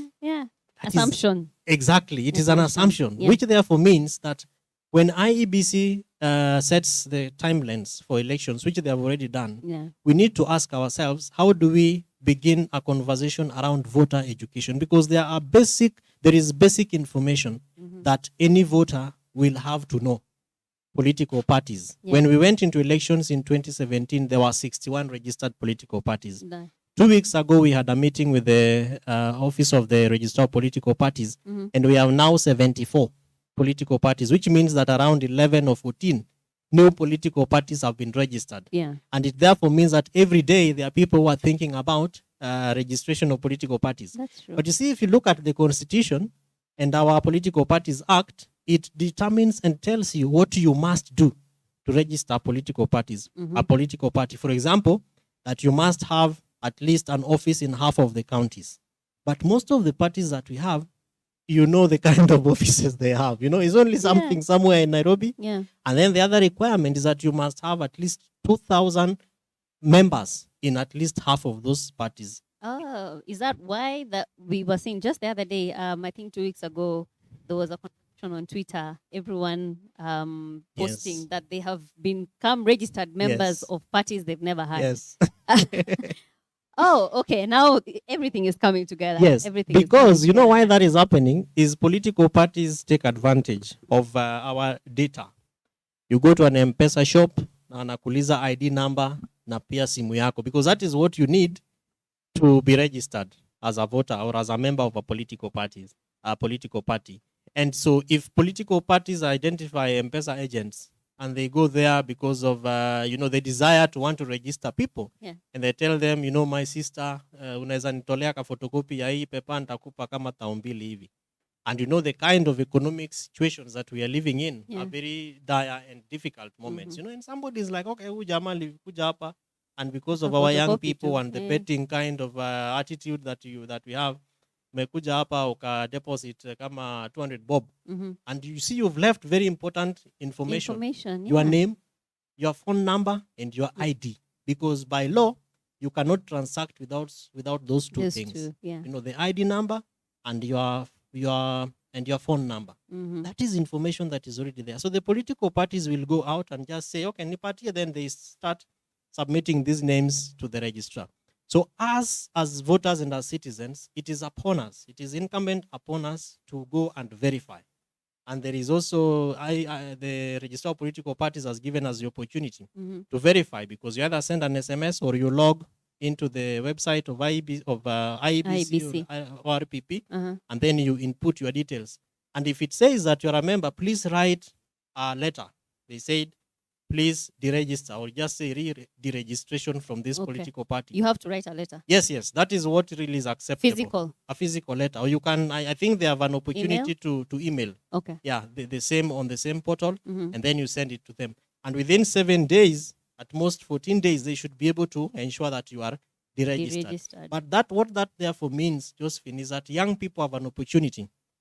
If we wanted to form our own political party, so that we have a seat for our own president or our own governor or our own MCA. It is possible, because if you look at the agility of social media and the kind of regeneration that we experience in this country with the internet, where we are talking about even, free cyber spaces and opportunities for us to engage online.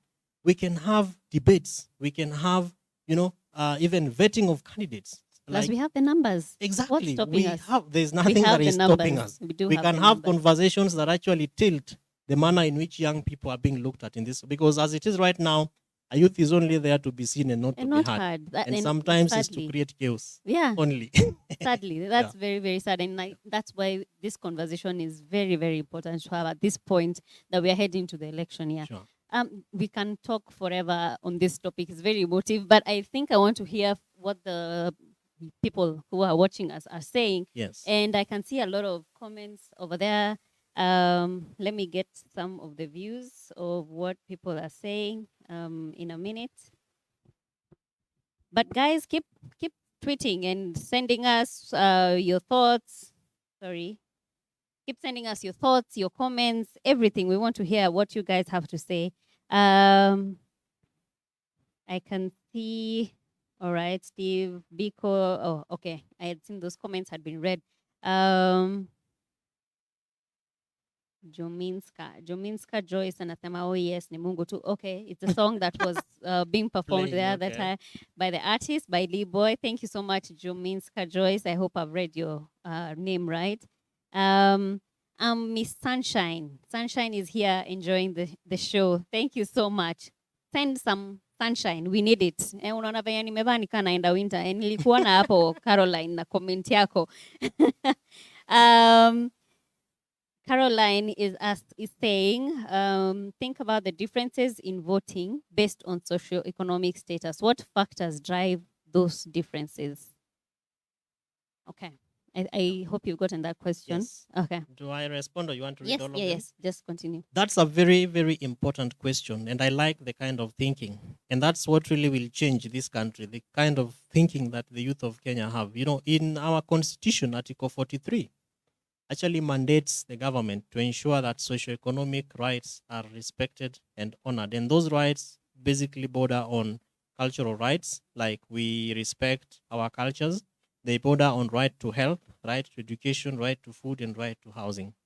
When the Jubilee government came into power in their second term, they told us that they will give the youth, you know what they said around jobs, 500,000 jobs every year. Yeah. Unfortunately, as we speak today, we have our institutions of higher learning, including TVETs and universities and all these tertiary colleges, churning out more than 1.4 million graduates. Yeah. Our formal employment sectors can only take 54,000. What happens to the over 999,000? That is where you see now people coming out to be very creative and innovative.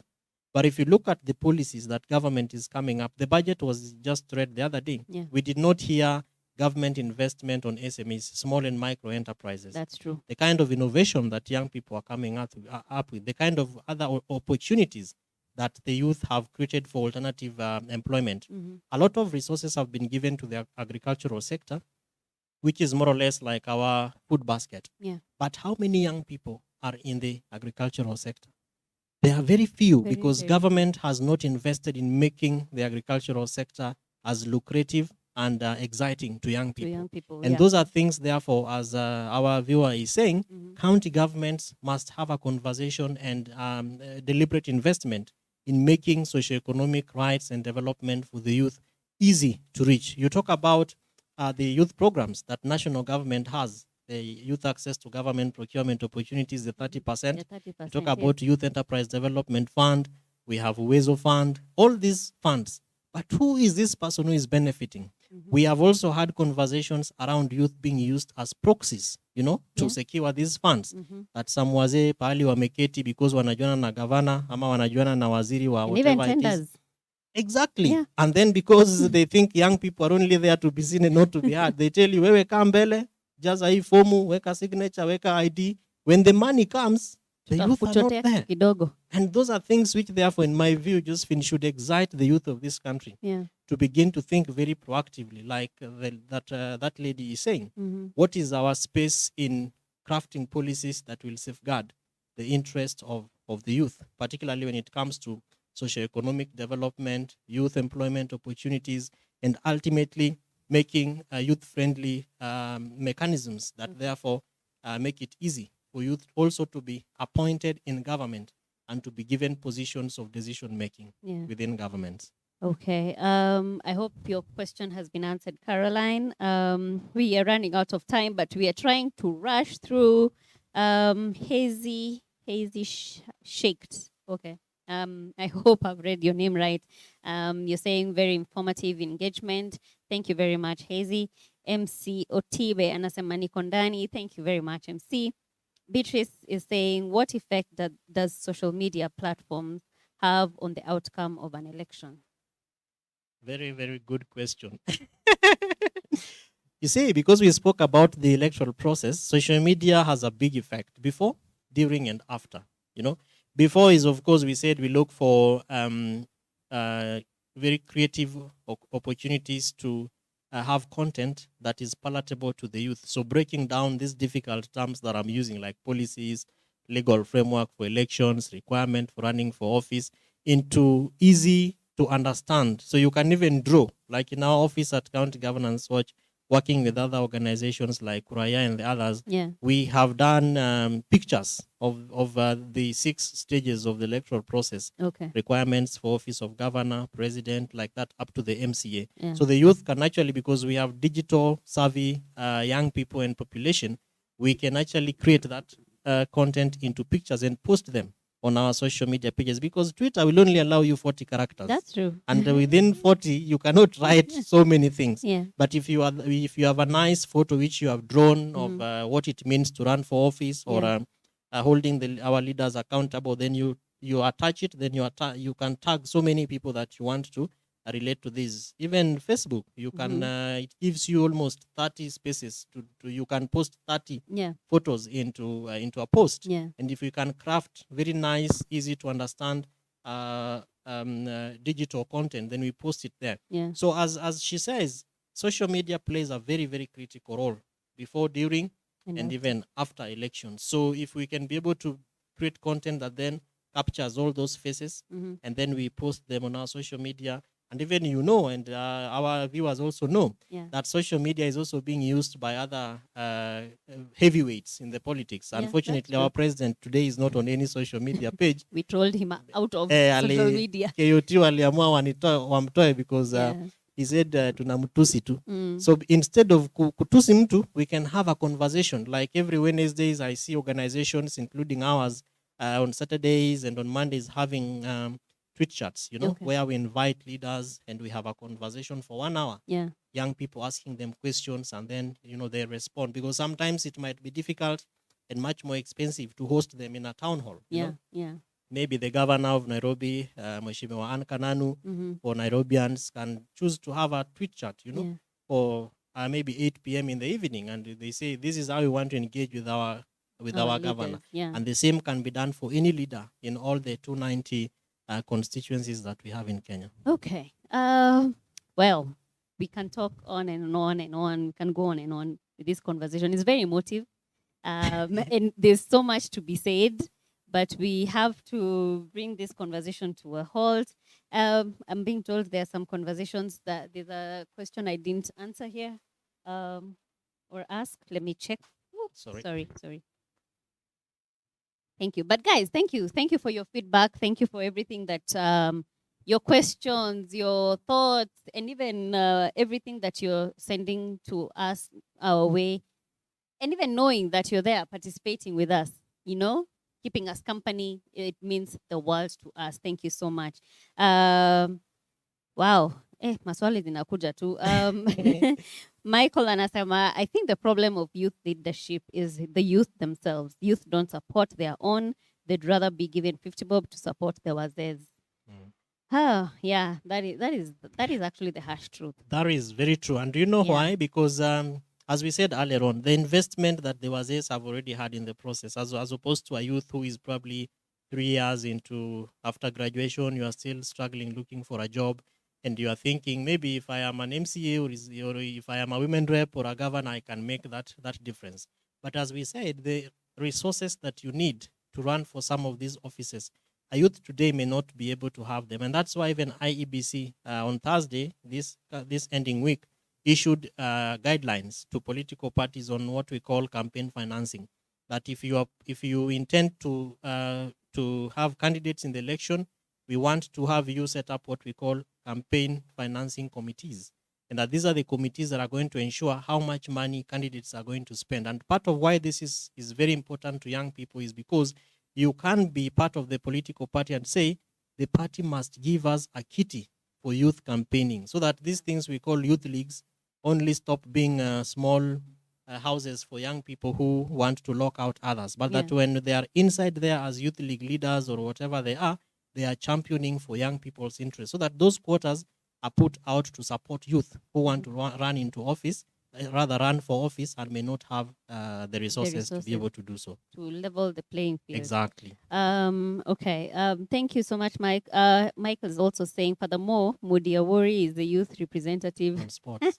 He is actually the president's in advisor. this government. How about that? Oh, irony. Eh? No.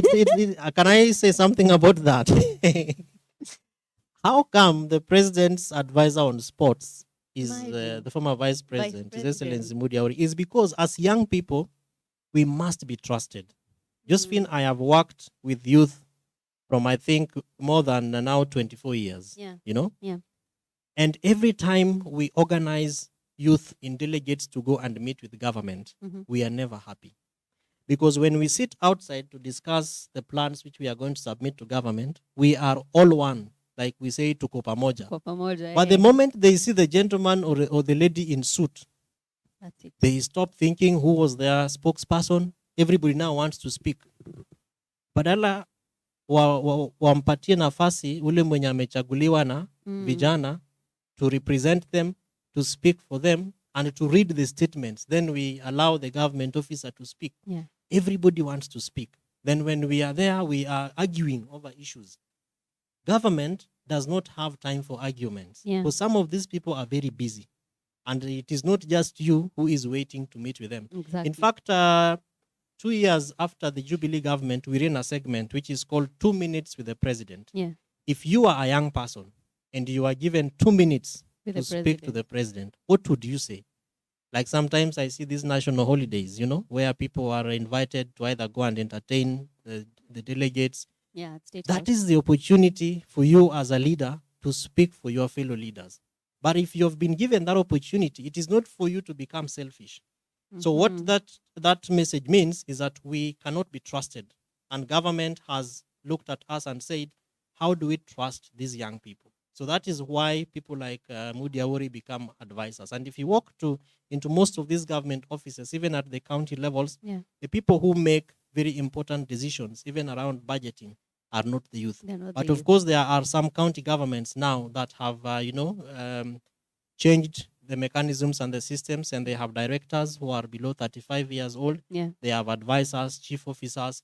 And as we said with you and our viewers earlier on, our politics is changing day by day. So there is going to be a day when we will have a youth president. Amen to that. We wait for that day. It will be a beautiful day in Kenya, indeed. Amen. So is it that we are not disciplined enough? What our values are lacking? What is the problem? The problem is tumehasol sana. The attitude, and this thing we call instant coffee. I want it now. We don't want to struggle for it. We want it delivered na iletwe sahi. There we say kama sio sasa ni sasa hivi. But you see, government does not work like that. So as young people, we also have to persevere and endure and also be part of baking this cake. Don't wait for the cake to be brought, then you begin asking the chef, by the ni ingredients gani umeweka hapa.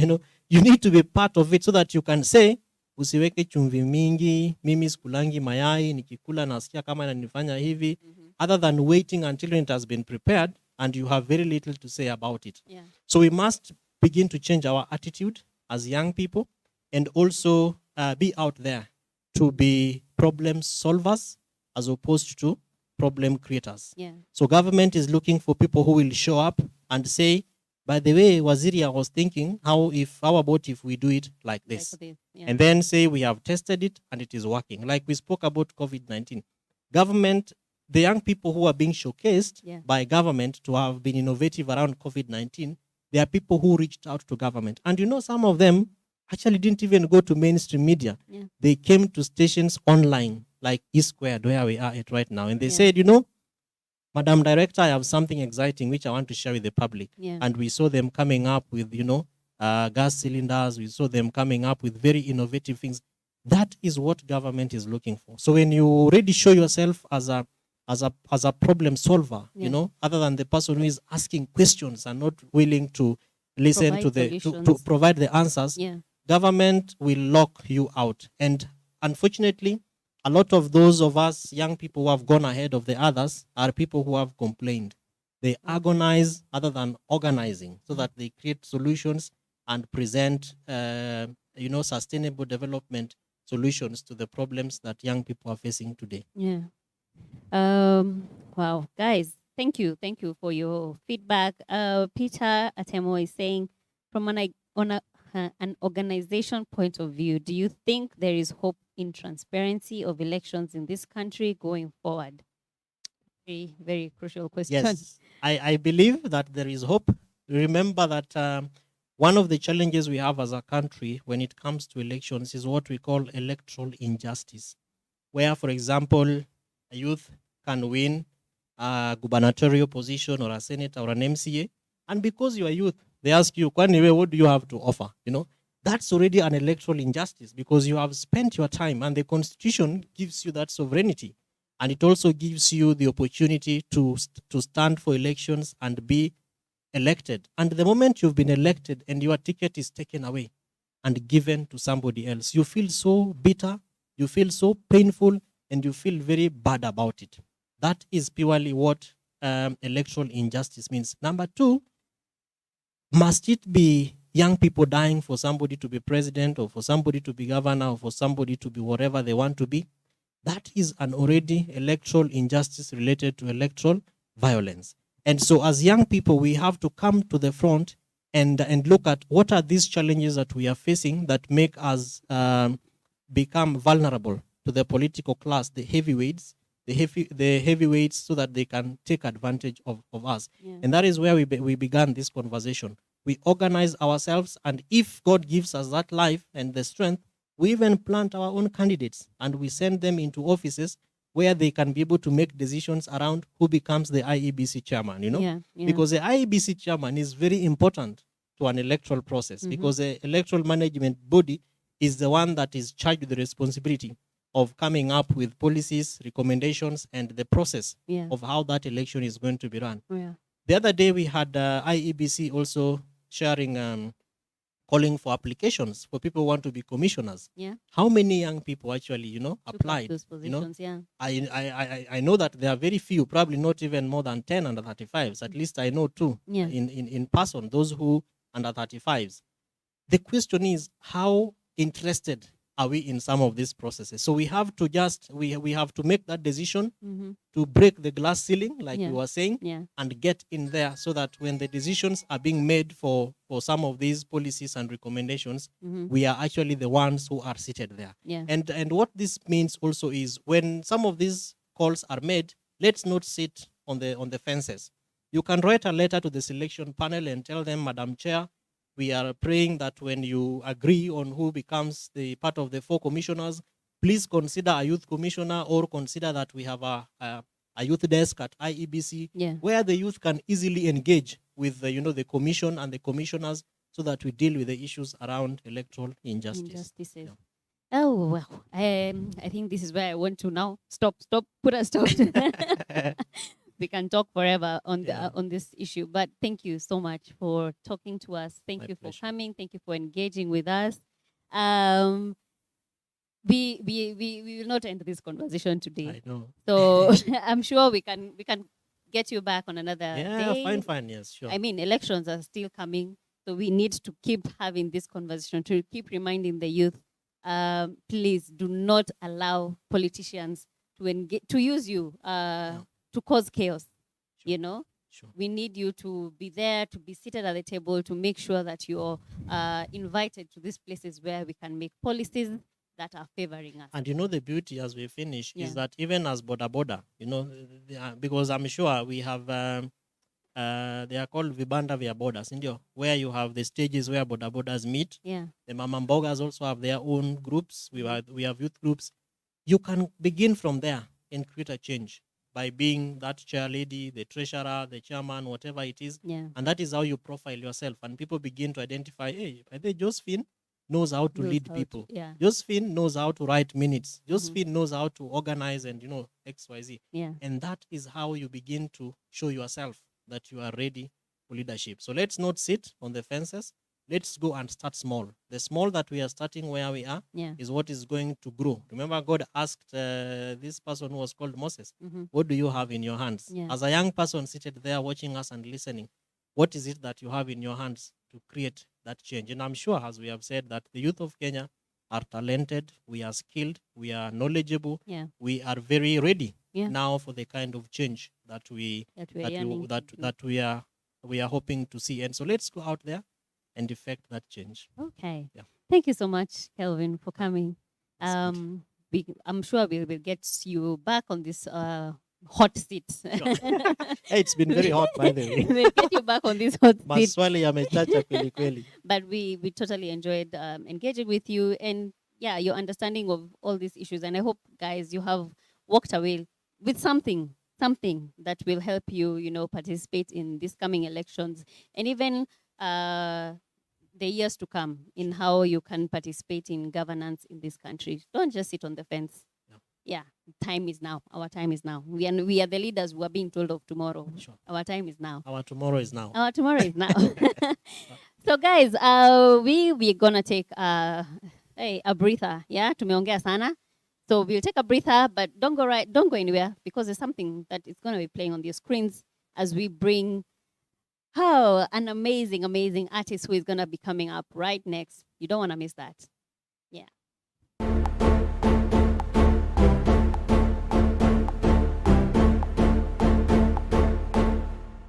Black Boy Music.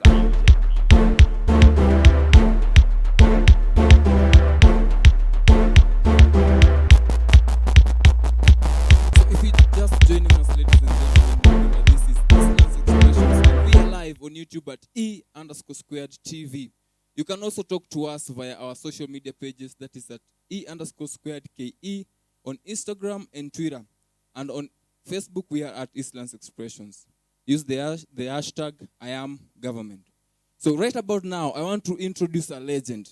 And when I say a legend, I mean a singer, a vocalist, songwriter, an entrepreneur, and definitely a man of multiple talents. I'm talking about the legend himself. He's known for giving us hits after hits, sensational artists from the 254. I'm talking about the one and only KENZO. Matata hiyo. Buda umenipiga intro ya kimataifa. Umenipiga intro ya kimataifa. Karibu sana mzee. Band pia niko fit, nashukuru mzee. Hiyo intro ni huko ela. Ya huko ela. Lakini umesahau kitu moja. Gani hiyo? Footballer. Tutaongelea hiyo. So saizi na kuacha upige shughuli, alafu nirudi tuchapia nayo, sio? Haina kama neno. Alright. Ndio hivyo. So ingo nataka kuduni ngoma yangu ya kwanza. Nilikuwa nikimba nikilialia. Sasa wasema nilikuwa nikilia sana. Inaitwa Mama Milka.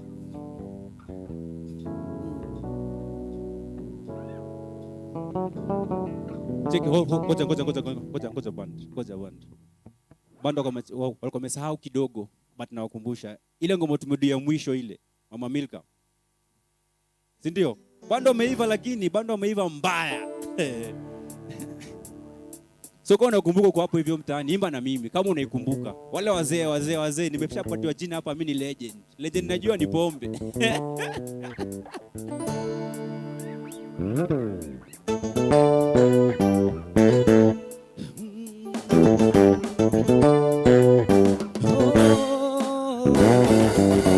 Tumekuwa mabeshte tangu utotoni, tumesoma pamoja tangu utotoni, tumecheza pamoja michezo ya utotoni. Sasa mimi modomo kima natafuta mchumba mama, napenda mtoto wako, naomba nikubalie nijipange naye mama, napenda mtoto wako, naomba nikubalie. Jamani, unasema wamtaka mwenye suti awe na digiri toka university, sio wa kusakanya, hajiwezi mwenyewe, nitafanya chochote, sema tu nitakwenda kokote, we sema tu nitakupa chochote. Mama, napenda mtoto wako, naomba nikubalie nijipange naye mama, nampenda mtoto, naomba nikubalie nijipange naye.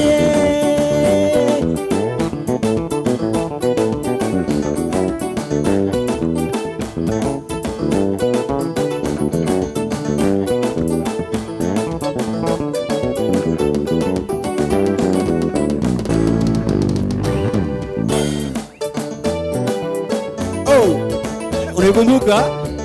Tuwapeleke sebe nama. Twende. Unakachukua twende. Mama,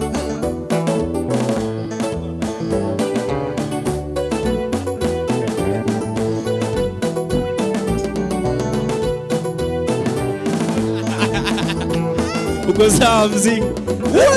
Bandi imeiva. Bandi imeungua. Inaungua. Naona luku bado iko. Mimi ni ule mguys. Brand bado ile. Sijai badilika. Mr. Mastanas. In fact unajua unafaa ubadilishe hiyo matata.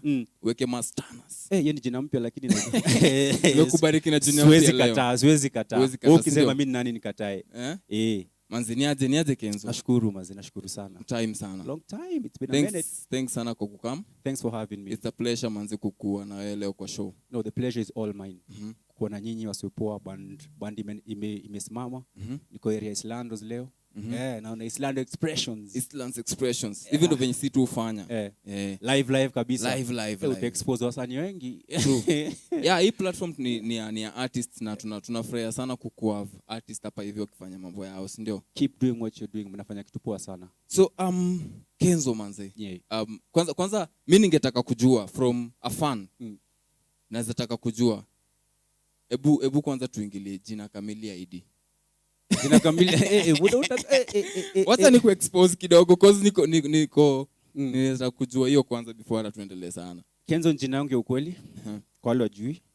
Nilikuwa Highway Secondary School. Jina initially ilikuwa nickname but ikabadilishwa kiingizwa kwa ID. So wewe John Kenzo jina yangu ukweli. Matata ilikuwa tagline yangu. Nilikuwa nimezoea kusema kila saa nikicheki mde mrembo matata hiyo. Nikicheki matkali matata hiyo. Unajua njumukali kama zako my Force Ones matata hizo. Hata na umepiga kali. Tunapambana tu. Ni Mungu. Mungu anasaidia. Luku pamba. Nashukuru. Sika suku. Kwani nini? Anyways man, jani imekuaje? Mazee jani yangu imekuwa long.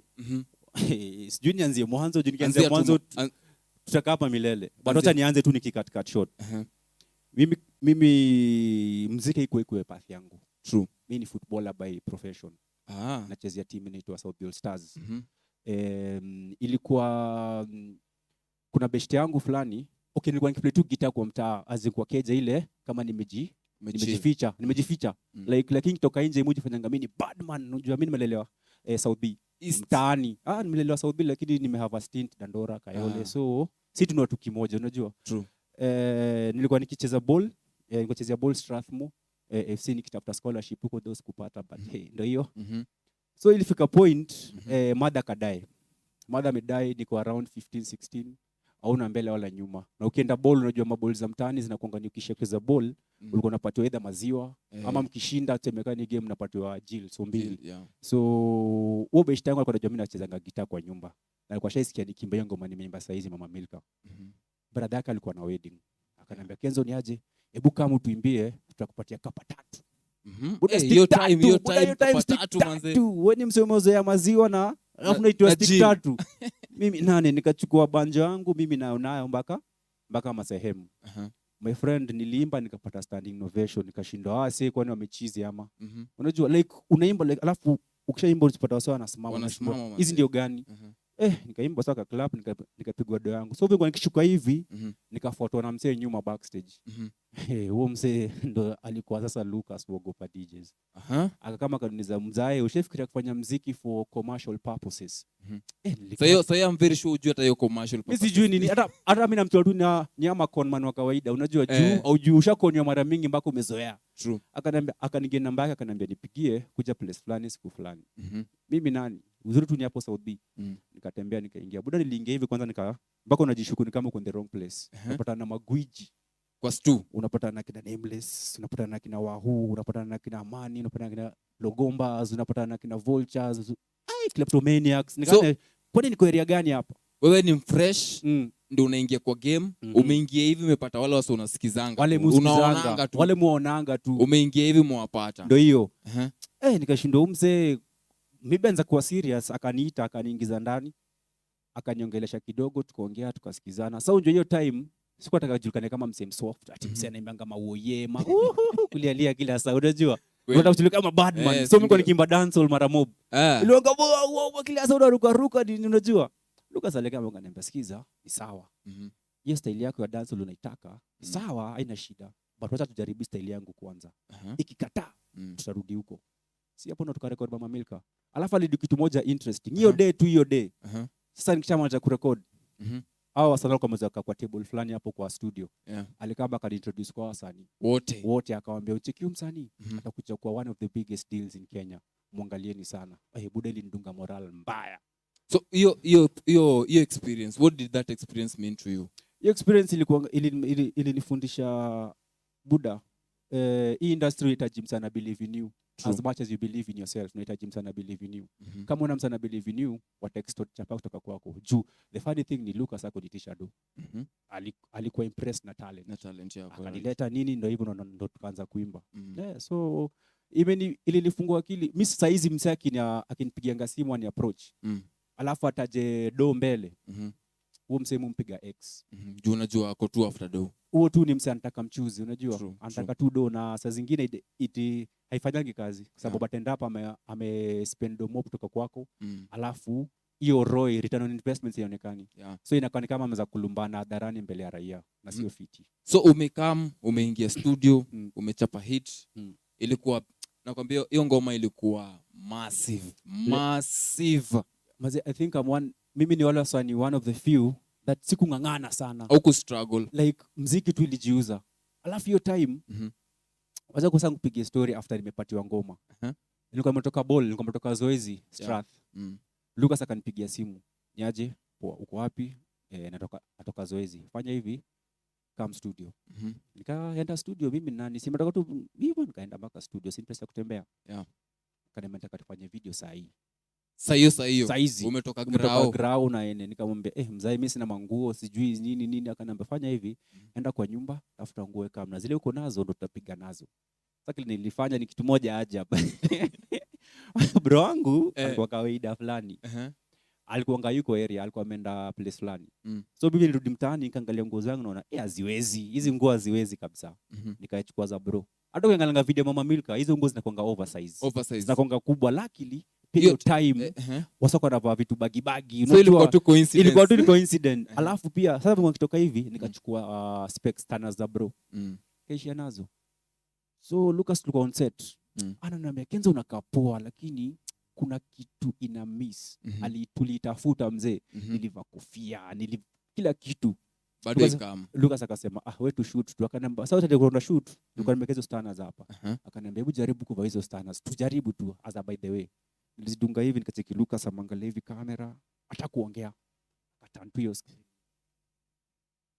To date aliniambia ukawaja toa hizo stanners ndio umeua brand yako. Na ukazikeep tu manze. I think I was one of the few nilianza kubringi wasanii kudunga mastanners. Which ni fiti sana. Ikashika. So na understand hiyo ngoma Mama Milka at that time ulikuwa unataka unaspire sana kudu dancehall type of music na reggae, ndio? And at that very age coming up na such a strong concept ya hiyo ngoma ya Mama Milka, it's something yenye we expect such a young person to come up nayo. Kweli. Inspiration, kulikuwa na any inspiration behind that song? Sasa mimi from day one nimekuwa nikitaka juu kitambo sasa kwa nachukulia wasanii ni dropouts, wasawaelewi kitu, wase maybe hata wajui kusoma, unajua? Wanachukulia kama wewe ni dragad, wewe tu ni msea huko. Like muziki haiko inachukuliwa ni kama kitu zakaita kama career. So all along nilikuwa nataka ni change mentality ya people towards musicians, especially Kenyan musicians, kwa sababu watu wengi wakachukulia ni kama madragadi. Alafu hiyo time ndio pia bongo ilikuwa imeanza kupenya Kenya. Hiyo time wasee walikuwa wanasema mabongo wanaimba ngoma pote kushinda Kenya. Time Kenya wanaimba mikono juu kila saa, mikono juu, unajua? So nilikaa nikasema mimi nita change, hata kama ndadu muziki ndaingia na way that msaki akisikiza ngoma zangu atasema huyu msali alifikiriaje, una get? Nikaa tu Bible. Bible King Solomon, the book of King Solomon inaandikwa about love. Sijui ni chapters ngapi, but kila chapter iko na story different about love. So Mama Milka is a love song, but approach yangu ilikuwa tofauti. Nani shafikira kwa approach mother kumwimbia ampatie mtoto wake? Hakuna. But again pia ilikuwa story ya brother yangu Mless. Brother yangu Mless, unajua sisi ni Mambeleni, tulikuwa tunaishi hapo place kule, hapo South B place inaitwa Kisii Village. Hapo Mkuru kwa Jenga. Sio Mkuru kwa Jenga, fuata Nyayo. Inaitwa place inaitwa Kisii Village. So bro wangu Mless kama like mdem fulani wa kukamu. Kwao ni mazeni masos kuruka. Alafu ni single parent.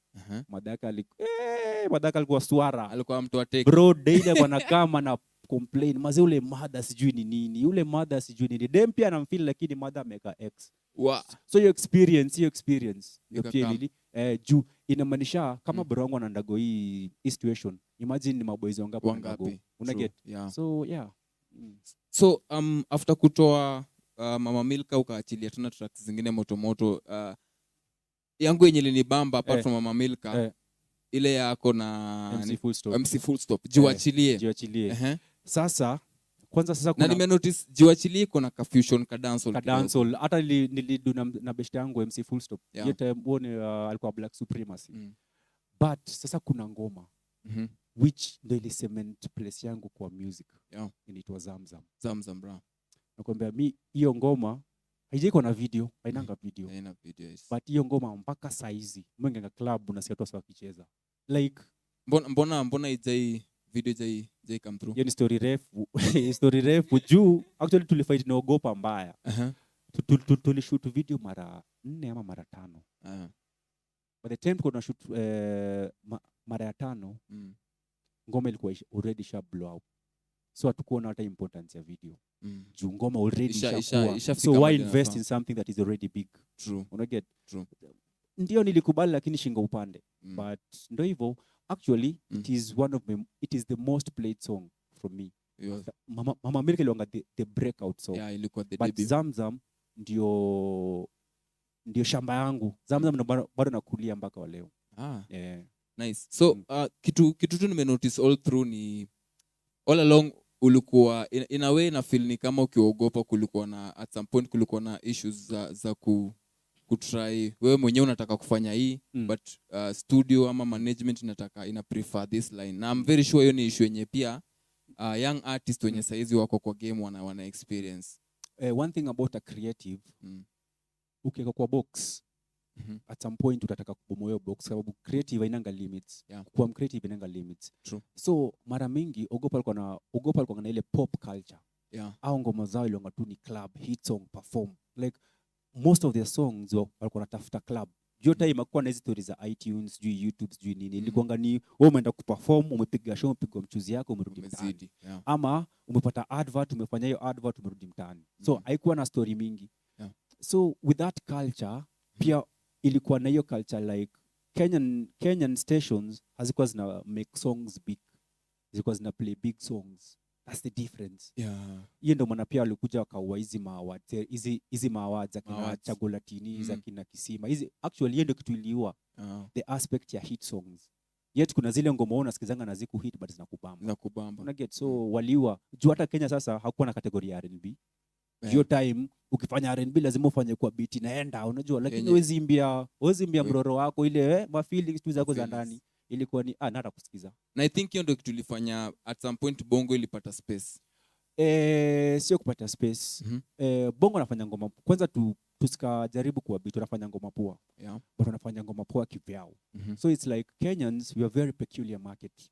Like Kenyans it's hata I think Michael Joseph inatokanga Safaricom alisema ngeo kitu. We are very peculiar market. Wacha nipate an example na mtanisamehe.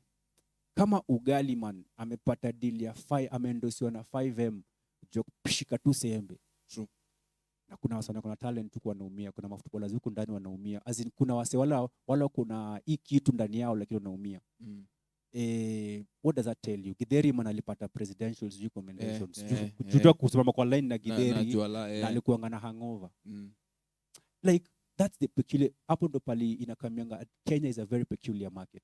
Kenyans wataendorse kitu wao na filia ama kitu inakakaa joke kwao. Wataiendorse wasahau zile vitu za ukweli. But sio wote. Even ndio media ilikam ikatuportray. Una get like artists are jokers. Una get so yeah. So apart from music I understand unadu vitu mob. Unadu biz. Tena hapo hivyo footballer. South B All Stars. Yes. Una balance aje hizo vitu zote bro? Wacha nikwambie mimi kama singekuwa nacheza ball. Sasa hizi ningekuwa nishatuma pay bill kama beshte yetu ule beshte amekuwa mlei na juzi. Akidia alafu kama anapasha watu. Anataka kujengwa tena. Aliblanda jo. Mzae omoshu na blanda jo. Una blanda. Like ball inanikipingi sane, inanikipingio balance juu ya zoezi. Alafu pia singili mafutukate juu unajua ndio wewe uanze kikosi lazima uko umetrain wiki mzima na hujakata maji. Lazima uko tuko. So mi ball imenikeep discipline kabisa. Na since nilianza zoezi ile time unajua wase kama kana Patrick Oboya hiyo time alikuwa nasainiwa. Mimi ilikuwa nganikwe sasa hizo enzi.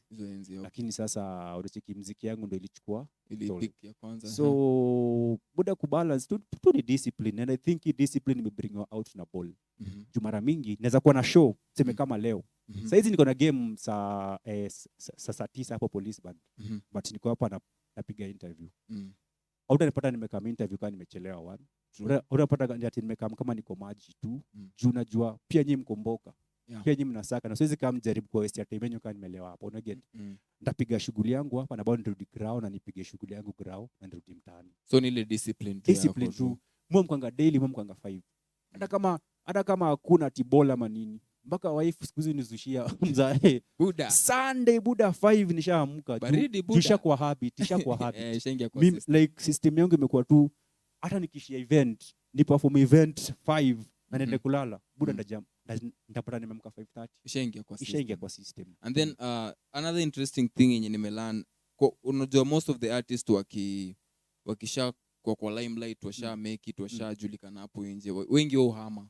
But interestingly I believe still unaishi SB. Naishi South B ndio. But kuna kitu za kaambia wase kuhama imanishi umetoka mtaa yako ama unajua atu hustle au hustle ati ndio sasa wewe ukaitu vinyo ulikuwa 5 years ago. Una hustle ndio uwezeka kwa table na wala wase wana make sure hizo ma calls. Hata siku moja ukuje kwa ma sharks unajua. Na saa zingine you have to go pali wako. You have to hustle, work hard ndio ukiitisha like sio lazima ujiintroduce kwa mse. Ukisha hivyo nakwambia Kenzo ni aje ama so ni aje unajua yeye inamaanisha hustle yako imepay off. Una get? So mimi tu ni venye napenda South B. Nimelelewa hapo. Ile kijana nililelewa niliibai nashukuru Mungu. So lakini uko sasa pale nililelewa uko ghetto but saizi naishi place different like place different. Sipendi kusema ubda unataka kutwa. Unaweza tafutwa, unaweza tresiwa. But again, mimi believe kuna kitu South B South B imetoa wase wengi sana but stories zetu hazitoleangu. So na feel ni kama kuna mzee anafaa kutell hiyo story in a different way. That's why mara mingi mimi nikishenga place lazima niongee juu team zangu za mtaani South B All Stars. Na lazima niongee about South B. It's an interesting thing because actually tukiachana sana muziki kiasi, the whole of this month tumekuwa tukiongelea topic about governance na the role of young people kuplay kwa governance. Na niseme tu representation as a whole. Na basing on you as an artist mwenye amekuwa before umelive both ages nisema tu hivyo si ndio? Kumekuwa na bodies zenye zina govern I mean zenye zina govern music zina represent artists kwa government, talking about MCSK. Do you think as an artist kwanza tuanze na wewe, do you feel well represented? No and a big no. MCSK is a scam. All right. Mimi juzi nimetumiwa buda sijui 1400. Hiyo time wako natuma do walinitumia 1400. Hata hiyo 1400 ilimezwa na Fuliza. Acha nikushe kitu moja. Gava yetu kuna place vitu wazirani vile zinafaa. Na I think hata tukisema tini wase wa Yanga wanafaa kuingia kwa gava. Saizi wako huko wanadu nini? Tuko na kina Mwesh, KJ, tuko na wakina Bobby Owino, anitonga Bobby Owino, Babu Owino, tuko na kina Moaji Chopevu, kina Sakaja. Tuko na kina Sakaja. Though saa zingine mufili ni kama wale wazae wamewakazia juu utapata hizi ma CRSPs wengi zinaoniwa na wase wa gava lakini chini ya maji. So wakicheki wasanii wameanza kufight, wameanza kupigana, ni kama wanaita wasanii wawili watatu, nyinyi mnalambishwa yenyu, then hiyo kosi kienda kwa koti. Hao wasanii walilambishwa na kama wanasimama against hao wasanii wengi. Funny enough unajua sio wa kwanza nimesikia umesema. Hiyo ni kitu ina happen. Sasa hizi MCSK iko na over 15,000 members. But 90 okay not 90. Let's say like 60% ni ghost. Si wasanii hata. Si wasanii. Watu wako registered. Au time ile ule msee ako na interest zake akitaka kupigiwa kura, anaita mbugi yake. Anawachuna do, Anakama na wachuna na anakama ndo sijui nini. Sisi tuenanga tunatoka wasanii mayoyo. Unamwambia sisi hatujui kile tunafanya tunatoka mayoyo. So it ni politics the African way, which is not helping anyone, in fact in a destruction of create. What do you think? Okay, what do you think we can do? Tunaweza fanya kitu. Do you think tunaweza change hiyo? Kitu ya kwanza ni kwanza wasanii wapendane. Na when you're fighting, when you're trying to kutoa ile elephant, the elephant in the room. Yeah. Lazima tukamkimoja. Unajua lazima tukampamoja, tupiganie kwanza hii vita, tukishaipata. Then kama kila msanii kuna interest yake, sasa uzakarukia so long as tushatoa hii elephant kwa hii room. Now wewe kama artist, a veteran artist kwa industry. Buda unaribio jina. Kuna ma veteran. Buda wewe ni veteran. Unajua mimi nilianza kusikiza nikiwa na shanaje, acha nisichome. Aina no majuu yote ngoma nilitoa nikiwa 16 years. Hujauliza nilikuwa na miaka ngapi? Nilikuwa bado chuo. Buda nilianza kusikiza nikiwa myang. Honestly. Wewe bado ni myang, kwa hivyo ulianza tu kusikiza jana. Sasa mimi ni myang, hiyo time nilikuwa mtoto, acha niseme. Okay, point yangu baadaye tunataka ku address. Wacha ni address. Mimi niliingia industry the same time na Major, the same time na Avril. Yeah. The only difference is that my song got a lot of airplay. Yeah. Ngoma yangu ilikuwa as in ilionko masikio kila msee, mpaka ikakani kama ngoma ilitolewa even before its time. So wase wengi fikirianga KENZO umekula chumvi. Na mimi niko 34. Hujakula chumvi. But point yangu ilikuwa like wacha nisemee artist mwenye ako kwa limelight kama wewe, si ndio? And then another advantage that uko nayo, live through both ages. Both ages, yeah. Si ndio? Yeah. Is there anything that wewe ama the other artists wenye amekuwa before are doing to really come kuleta hawa wase wengine kwa light na kujua vitu? Unajua hizo issues kama artist mambo na kujua mambo na kusign contract, temenya anaingia kwa any deals, kujua royalties zinafaa kugawanywa aje, nani ana own copyright za muziki, mimi ama nani? Is there any mentorships that zenye mnadu? Sasa hiyo mimi kaka chini niseme hivi. Kila msanii akiingia kwa biashara, ile biashara unaingia, lazima upige research hiyo business unaingia. Kweli uongo? Before uanze biashara, lazima kupiga research yako, unajua almost kila kitu. Yeah. Same ndambia wasanii. Kama umeamua usanii ndio calling yako na una believe utaingiza mchuzi kabisa, piga research. Juu wasanii wengi uingianga tu wanadungoma juu maybe KENZO anafanya, juu maybe Calligraph anafanya, juu maybe so and so anafanya. Hapana. Mombe ngawase kwanza identify your talent yako. Sio lazima ukuwe msanii. Sasa hizi tuko na hawa wa band. Hao walijua maybe sauti wamenyimwa, wakalan my instruments. But bado ni wasanii as in kivyao, una get? Unataka learn the business side, ukuje umanage msanii. Pia utakuwa tu msanii, una get? But shida ni wasanii wengi wanaingianga mguu tu kifua kila kitu, hawajapiga research, so wana expect industry wafundishe. Itakufundisha tuna ulimwengu. Alafu kitu kingine nililaningi kwa walami. Ukifanya kile unapenda, hautaweza work a single day of your life. True. Because unafanya kile unapenda. Hata kama do ingi, at some point do itaingia tu. Lakini kama unafanya, kama ni muziki unapenda, fanya muziki juu ya passion, do itajileta. Do itajileta. Usikimbilie muziki juu ya do. Ukimbilia juu ya do, hapo ndo wasikuja na kuwa frustrated. Unapata msanii amecommit suicide, amefanya sijui vitu gani juu uliingia na expectations. Ni kama ukiingia kwa relationship na expectations. At some point hiyo relationship unapatanga sana divorce na vitu kama hizo. Ingia juu unapenda huyu msanii, unaona mkina nefa. Ingia kwa muziki juu unapenda muziki one. That is the golden rule kwanza. Hiyo rule ukiingia ati juu unataka kutoa msee mwingine kwa industry, ati juu unataka unafeel ni better. Hizo ni normal kushindana na nini. Hizo ni normal. But ukifanya muziki juu unaipenda, hautaifanya kazi a single day of your life. A single day you'll never be working. Utakuwa tu kama kufanya kile unapenda. Well said. Remember guys, we are live on YouTube at E_squared TV. I'm hanging out with the man himself, Mr. KENZO MATATA. Manze mmesikia kutoka kwake. He has all the wisdom, he has all the knowledge, and of course man, he has all the looks and the killer vibes. How sio? But anyway, I don't have all the knowledge. I'm still learning. I'm still an instrument. I'm still learning. So wasa spread mimi ndio Mr. Know It All. Pia na learn from our wasanii wapya. But at your own capacity, uko sawa. Sisi niko sawa. Ni kama mcheza gitaa na drums. Ni kama nikishacheza hii gitaa ama bass guitar, hautajua kila kitu about hii kitu. You always learn new things every day. Every day una learn kitu mpya. Hata hizi keyboards kila siku una learn. hiyo ndio kitu Mungu nimejeka. Bado mimi ni mwanafunzi. Okay.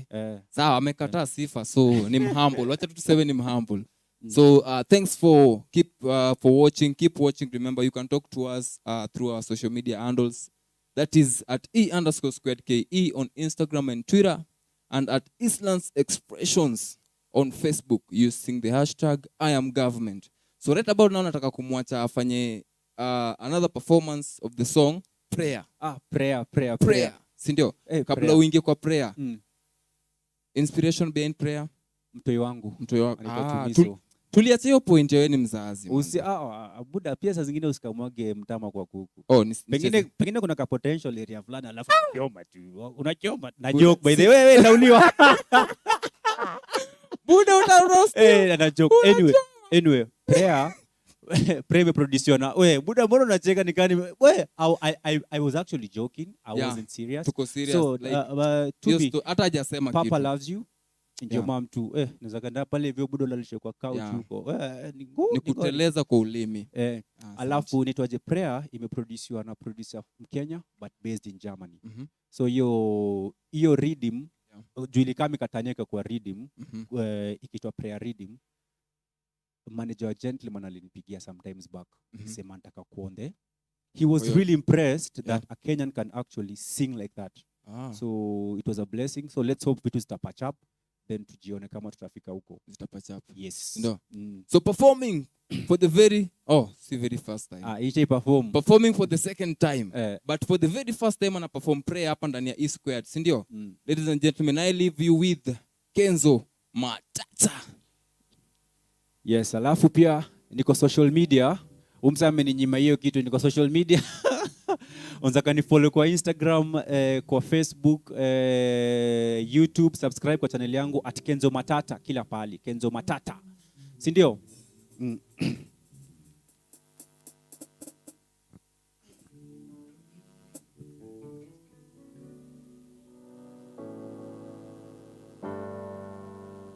So, wacha niongeleshe wasee huko nje. Saizi najua so many people undergoing difficult times, si ndio? Difficult time. COVID ilikamna uzuri wake na ubaya wake. But ubando ilikuwa mingi. Juu kuna wase waligain na kuna wase waliumia ama waliumia mbaya. So ingoma ni kama tuwe kuku uplift, unajua? Usikuwa give up, vitu zita open up. Na endelea kutafuta pole unatafutwa na kuhustle area yako, si ndio? So ingoma inaitwa Prayer. It's already out on all platforms, all streaming sites, kila pali. YouTube iko kila pali. So kama unataka kuipurchase ndio hapo.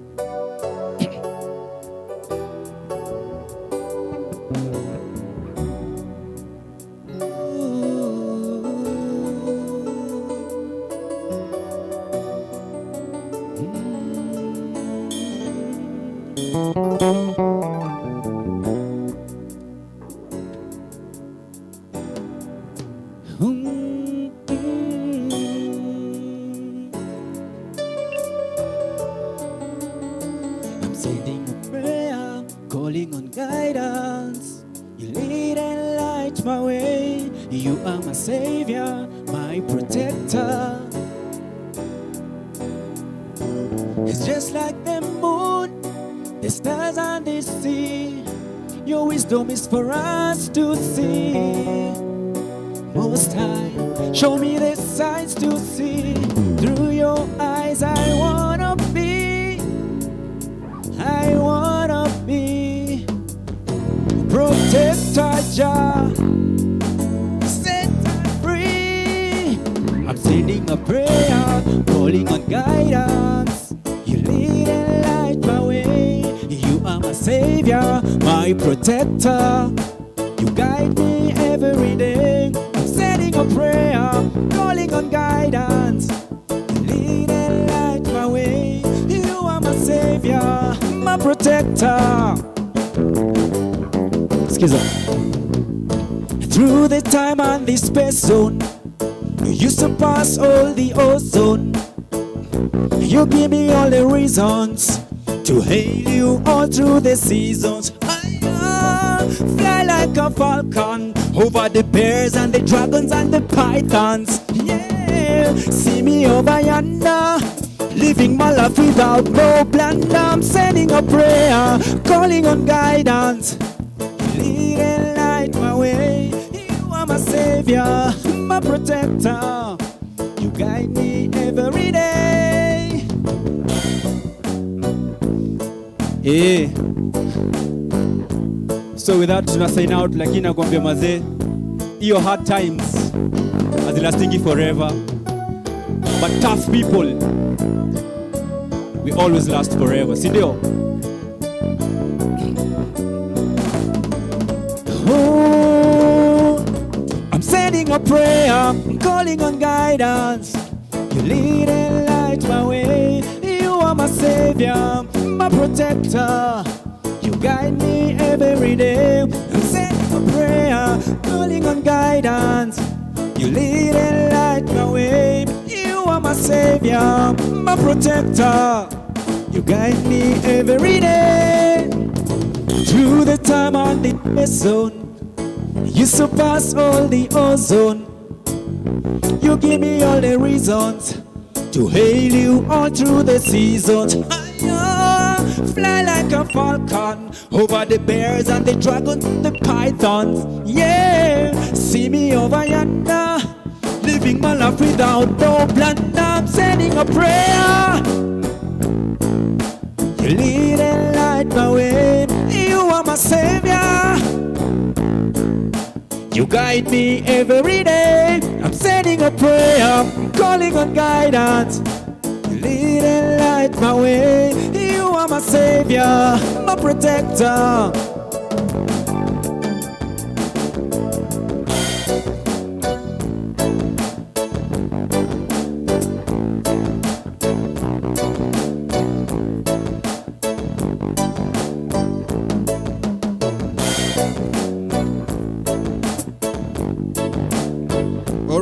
Yes, wale mafanzo wa reggae.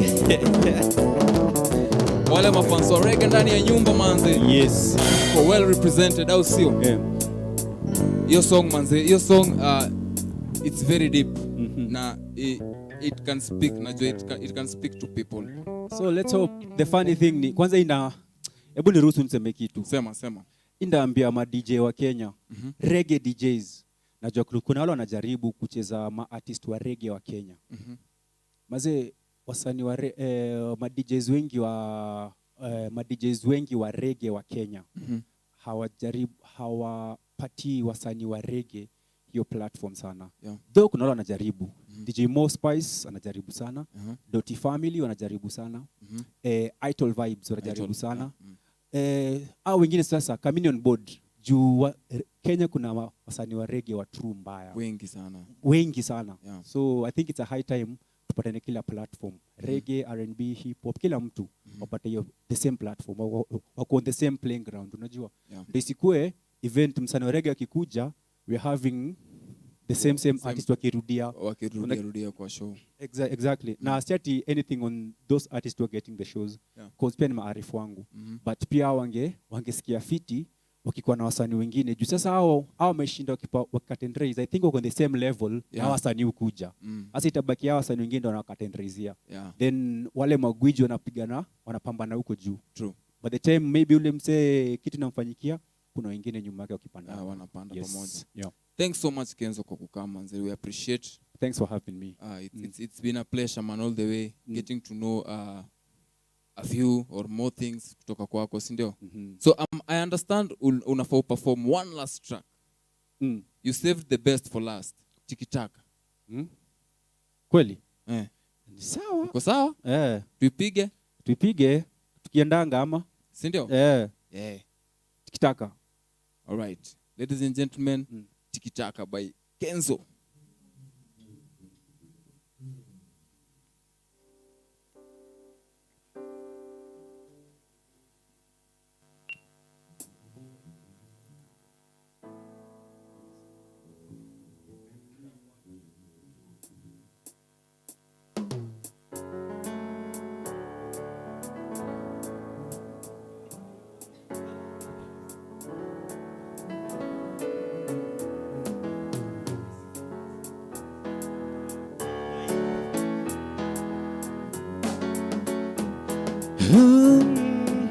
Sikiza, siku hizi mapenzi imekuwa kitendawili.